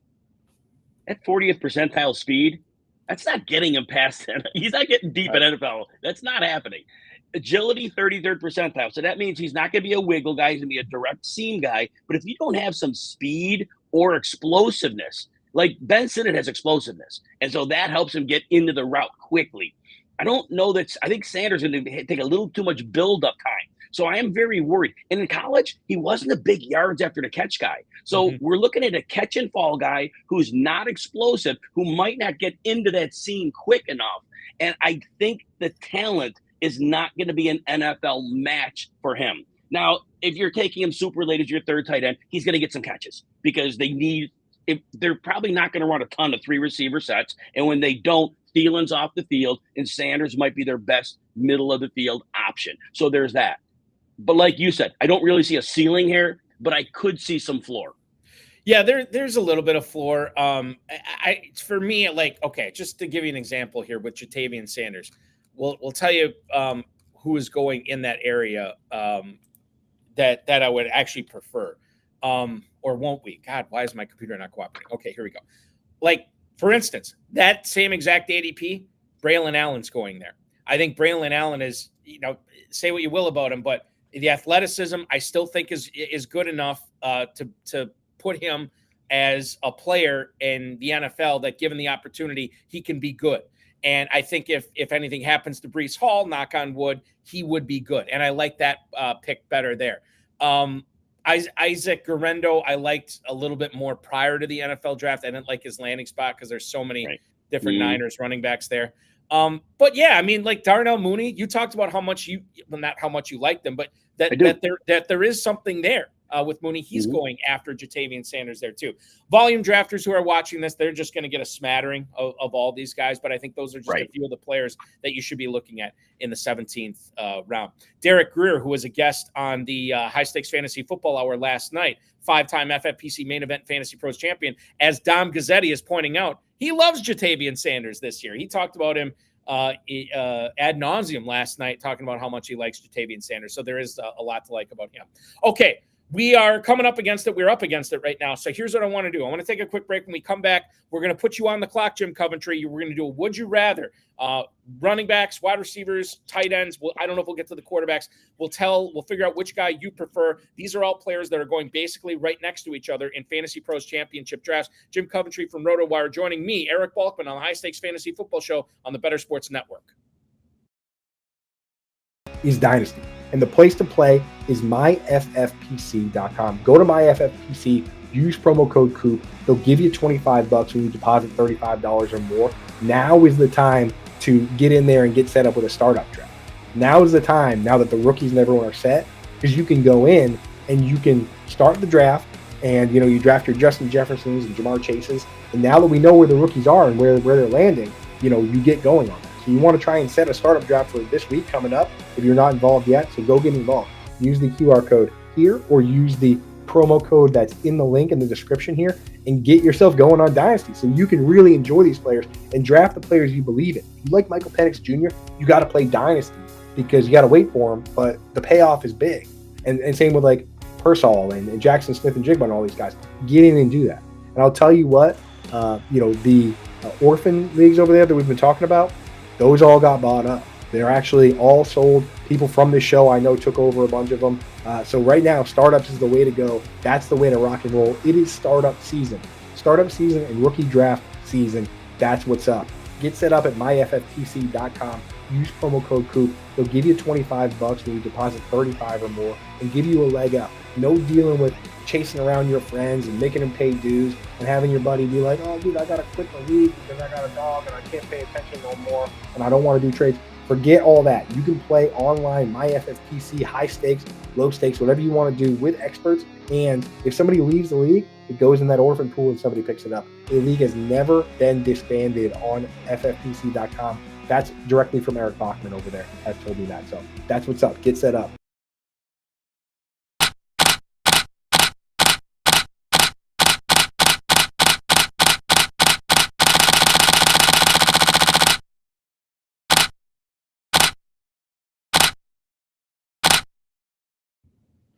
Welcome back to the High Stakes Fantasy Football Show, going strong for another 20-plus minutes here on the Better Sports Network. I'm Eric Balkman from the FFPC, the High Stakes Fantasy Football Hour, and of course the RotoViz High Stakes Lowdown. He is Jim Coventry from RotoWire.com. Follow him on the X at Jim Coventry NFL.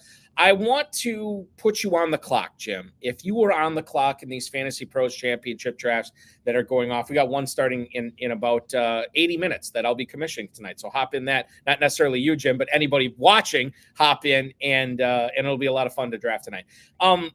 I want to put you on the clock. If you were drafting, let's assume all things being equal, let's assume you're taking a player at this position, and let's assume these two players are the best ones at the position. If you're on the clock, you're taking a running back in I forget what round these guys are going in. I want to say fourth round. Rachaad White or Isiah Pacheco, both going at the 403. Which one are you taking this year?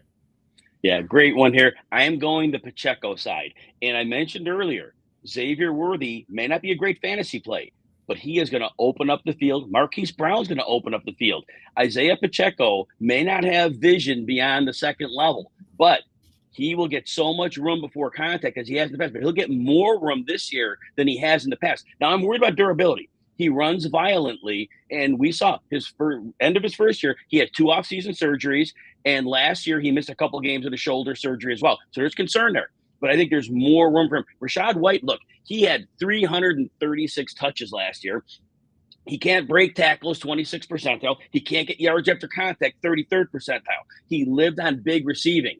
But Bucky Irving may not be a great player, but you have to think Tampa Bay does not want White getting 336 touches. Yeah. And if he doesn't get that massive volume, he is not a very good running back. I think that's interesting, too, because I look at the ADP of these guys, and I just think that Rachaad White at the running back 12 at the 403 just to me screams I am drafting him based on what he did last year, not based on what he's going to be doing this year. Bucky Irving, obviously, as we look at the Buccaneers backfield, I think that's going to impact his catches. So, yeah, and you're talking about Isiah Pacheco on what could be the best offense in the NFL with the addition of Worthy, with the addition of Brown. I'm with you on Pacheco there for sure. One more running back conversation here. Let's drop down to the 8th round here. You're on the clock. You're looking at running back, and you're faced with one of these two players. Austin Ekeler, the new running back in Washington, or Javonte Williams, a guy who is still in Denver. These guys are both going in the early to mid 8th round. Which one are you taking this year, Jim? Albeit I'm not excited about either, Javonte Williams will be my choice. It's only on hope. Now, he was coming off the ACL from 2022. It's possible he wasn't quite right. Now, he wasn't dynamite as a rookie. As a rookie, only 203 carries, 903 yards. He wasn't amazing, and he did catch 43 passes. But I still think he did have a 59th percentile Javonte Williams yards, a broken tackle rate, 51st percentile yards after contact. So he was a little bit above average. I did not like his 3.6 yards per carry. We know there's a run-based offense. He has a lot of competition. But if Javonte Williams has a good camp, he will have to get moved, and that's the risk I'll take. Austin Ekeler, I am very concerned he's done. I think he's a pass catcher only. A lot of people want to say the ankle was the issue last year. Maybe. But here's why I say it's not the ankle. His yards after the catch were still near the 90th percentile. So to me, his ankle was fine after the injury. It was as a running back. Broken tackle rate, yards after contact were below the 33rd percentile. He was a sub running back, and now he's another year older. We know Brian Robinson's there. And here's the other thing. We talk about Jayden Daniels being the quarterback. He likes to run. I don't see him as the guy that's going to look to dump the ball to Ekeler when he can run. I don't see it. And so I think Ekeler is going to be – he's not being drafted highly. I think he's fool's gold. And I think that when you are neutering a guy's best thing that he does, how he wins in fantasy by catching passes, all of a sudden it's like, what are we doing here in the 8th round? Whereas Javonte Williams – 1 full year now, over 1 full year recovered from the ACL. Maybe this is his coming out party, and maybe this is the year that he crushes it.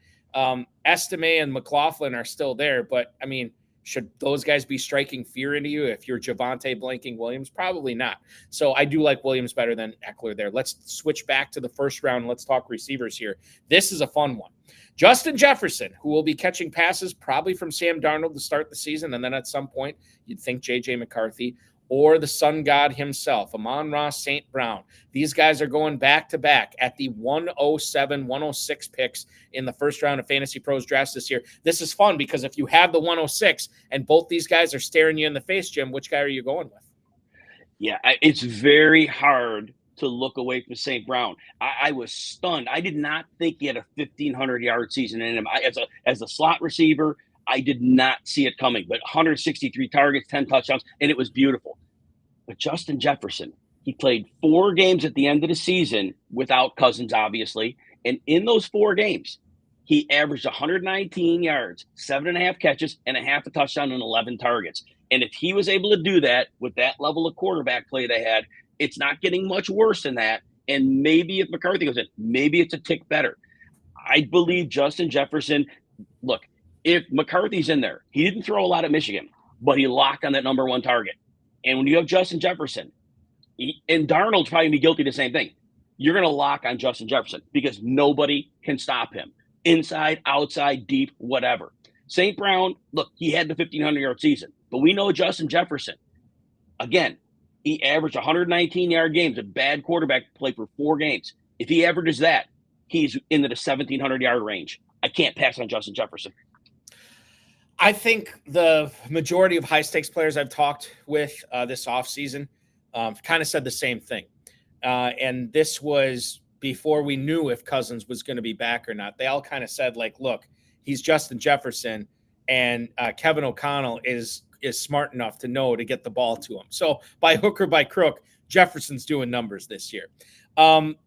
Here's a fun one. And I'd say it's fun because both of these guys were probably the number 1 receiver on their team last year. And I think both of them, I think a lot of people would tell you that both of them are the number 2 receivers on their teams this year.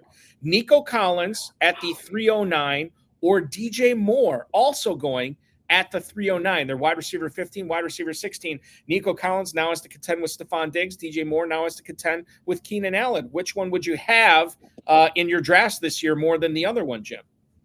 Bucky, you framed it perfectly. And like you said, a lot of the fantasy world, and ADP says people believe Diggs is the number 1 there. Yeah. And first thing I want to clarify is this. Look, Stephon Diggs is a 1-year rental. Do you think there's any logical universe where Collins was the 1 last year? He's their future. Most likely. They'll lock him up at some point. And do you really think they'll demote him out of that X role to let Diggs come 1 year and then next year say, okay, he's gone, Nico, you're back to the X? No logical organization is doing that. Diggs is going to be a part of this. Collins only had 109 targets in 14 games, yet he almost hit 1,300 yards. He had like 4 games of 140-plus yards. He's a star, but he's going to lose some targets. So his target ceiling is probably 120. DJ Moore had 136 targets, and Tyson Bagent was like 4 or 5 games, and DJ Moore still had 1,300 yards. Mm-hmm. DJ Moore can win anywhere on the field, short, medium, deep, and when the ball was thrown to him, where it's supposed to be, he's a monster after the catch. Last year, that was an issue. I'm on DJ Moore because he is going to dominate targets. Keenan Allen is not seeing the 10 targets a game he saw with Justin Herbert, who had nobody else. DJ Moore is a huge alpha. He's going to have way more targets, and he's going to outpace Collins. And he's healthier. He doesn't miss time. Targets are fun and all, but when you combine the explosive aspects of DJ Moore's game and Nico Collins' game, I think that's more exciting to me than Diggs, and that's more exciting to me than Keenan Allen. And Moore's already done it, too. So I think that's pretty exciting. I am going to lean towards Collins, but you ask me tomorrow, I might say Moore. It's that razor thin between those two. Shifting to the tight ends here, let's talk about Dalton Kincaid and Mark Andrews. They're both going at the 304, 305 as tight end 4, tight end 5. Kincaid on a Buffalo team that doesn't have Diggs anymore that we just mentioned, and Mark Andrews is coming back to Baltimore. Obviously, Isiah Likely still there, Zay Flowers still there, and they keep pumping up Rachaad Bateman. I'll believe it when I see it, but which one of these guys would you rather have in fantasy drafts this year? I think Mark Andrews is being very, very undervalued here. I have him as my tight end too, and it's not even close. I am ahead of Laporta.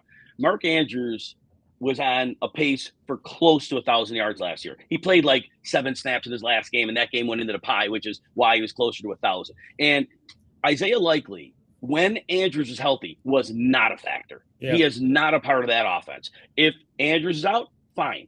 Andrews is a go-to guy in that offense, and you make a case. He was maybe the number 1 target in that offense, more than Zay Flowers. He may be.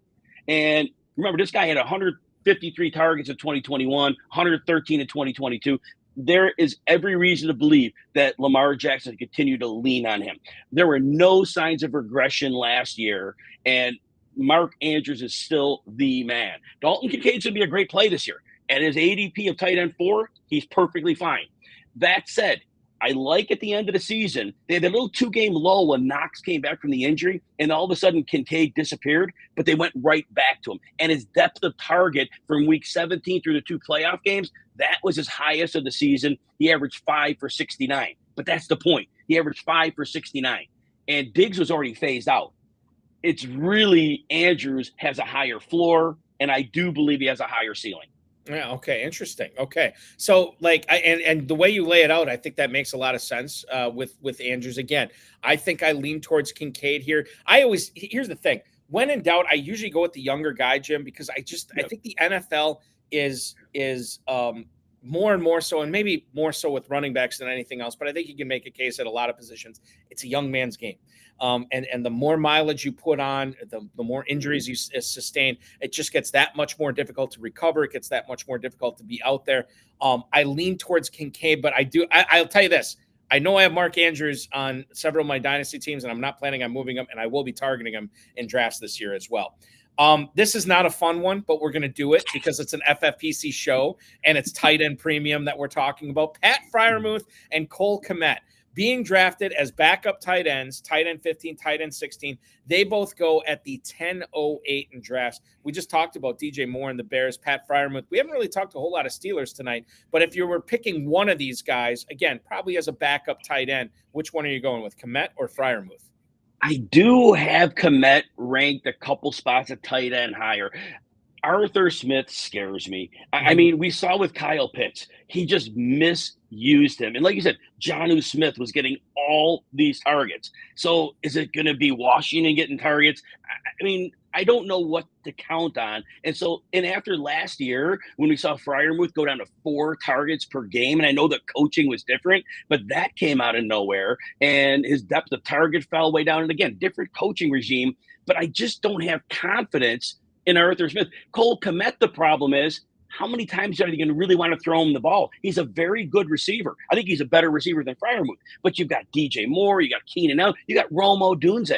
And like you said earlier in the show, if DeAndre Swift somehow gets involved in the passing game, I'm nervous about both of them.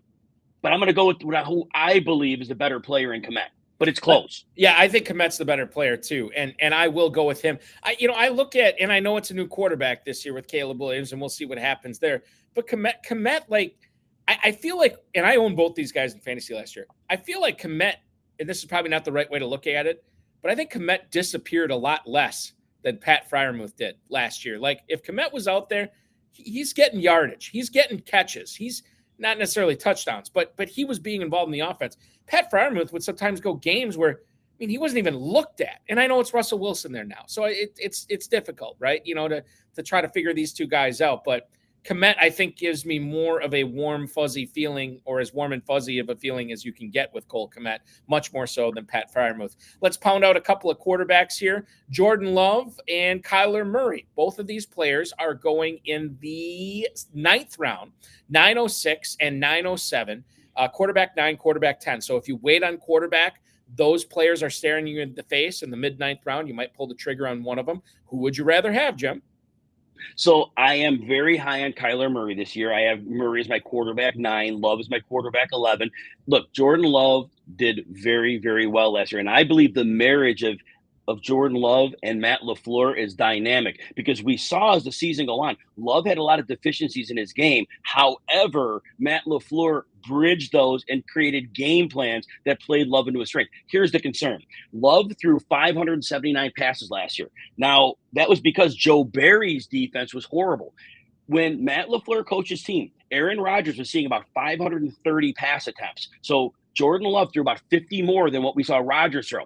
That is not the blueprint for this coaching staff, and you certainly aren't going to give Love more pass attempts than you would have given Aaron Rodgers. With Jeff Hafley and as a defensive coordinator, they add a little bit of talent. I think this defense is good enough where they go back to the blueprint of 530 passes. You take those 50 passes off for Love, and now all of a sudden, look, great play, great team, great receivers, but I don't think he's going to have those ceiling games. Whereas Kyler Murray, what I really liked was he comes back from the ACL last year, and in his last 4 games, 24 to 49 yards rushing, nothing great, but it showed that he was willing to run and had it going. And of course, you bring in now Marvin Harrison, Michael Wilson.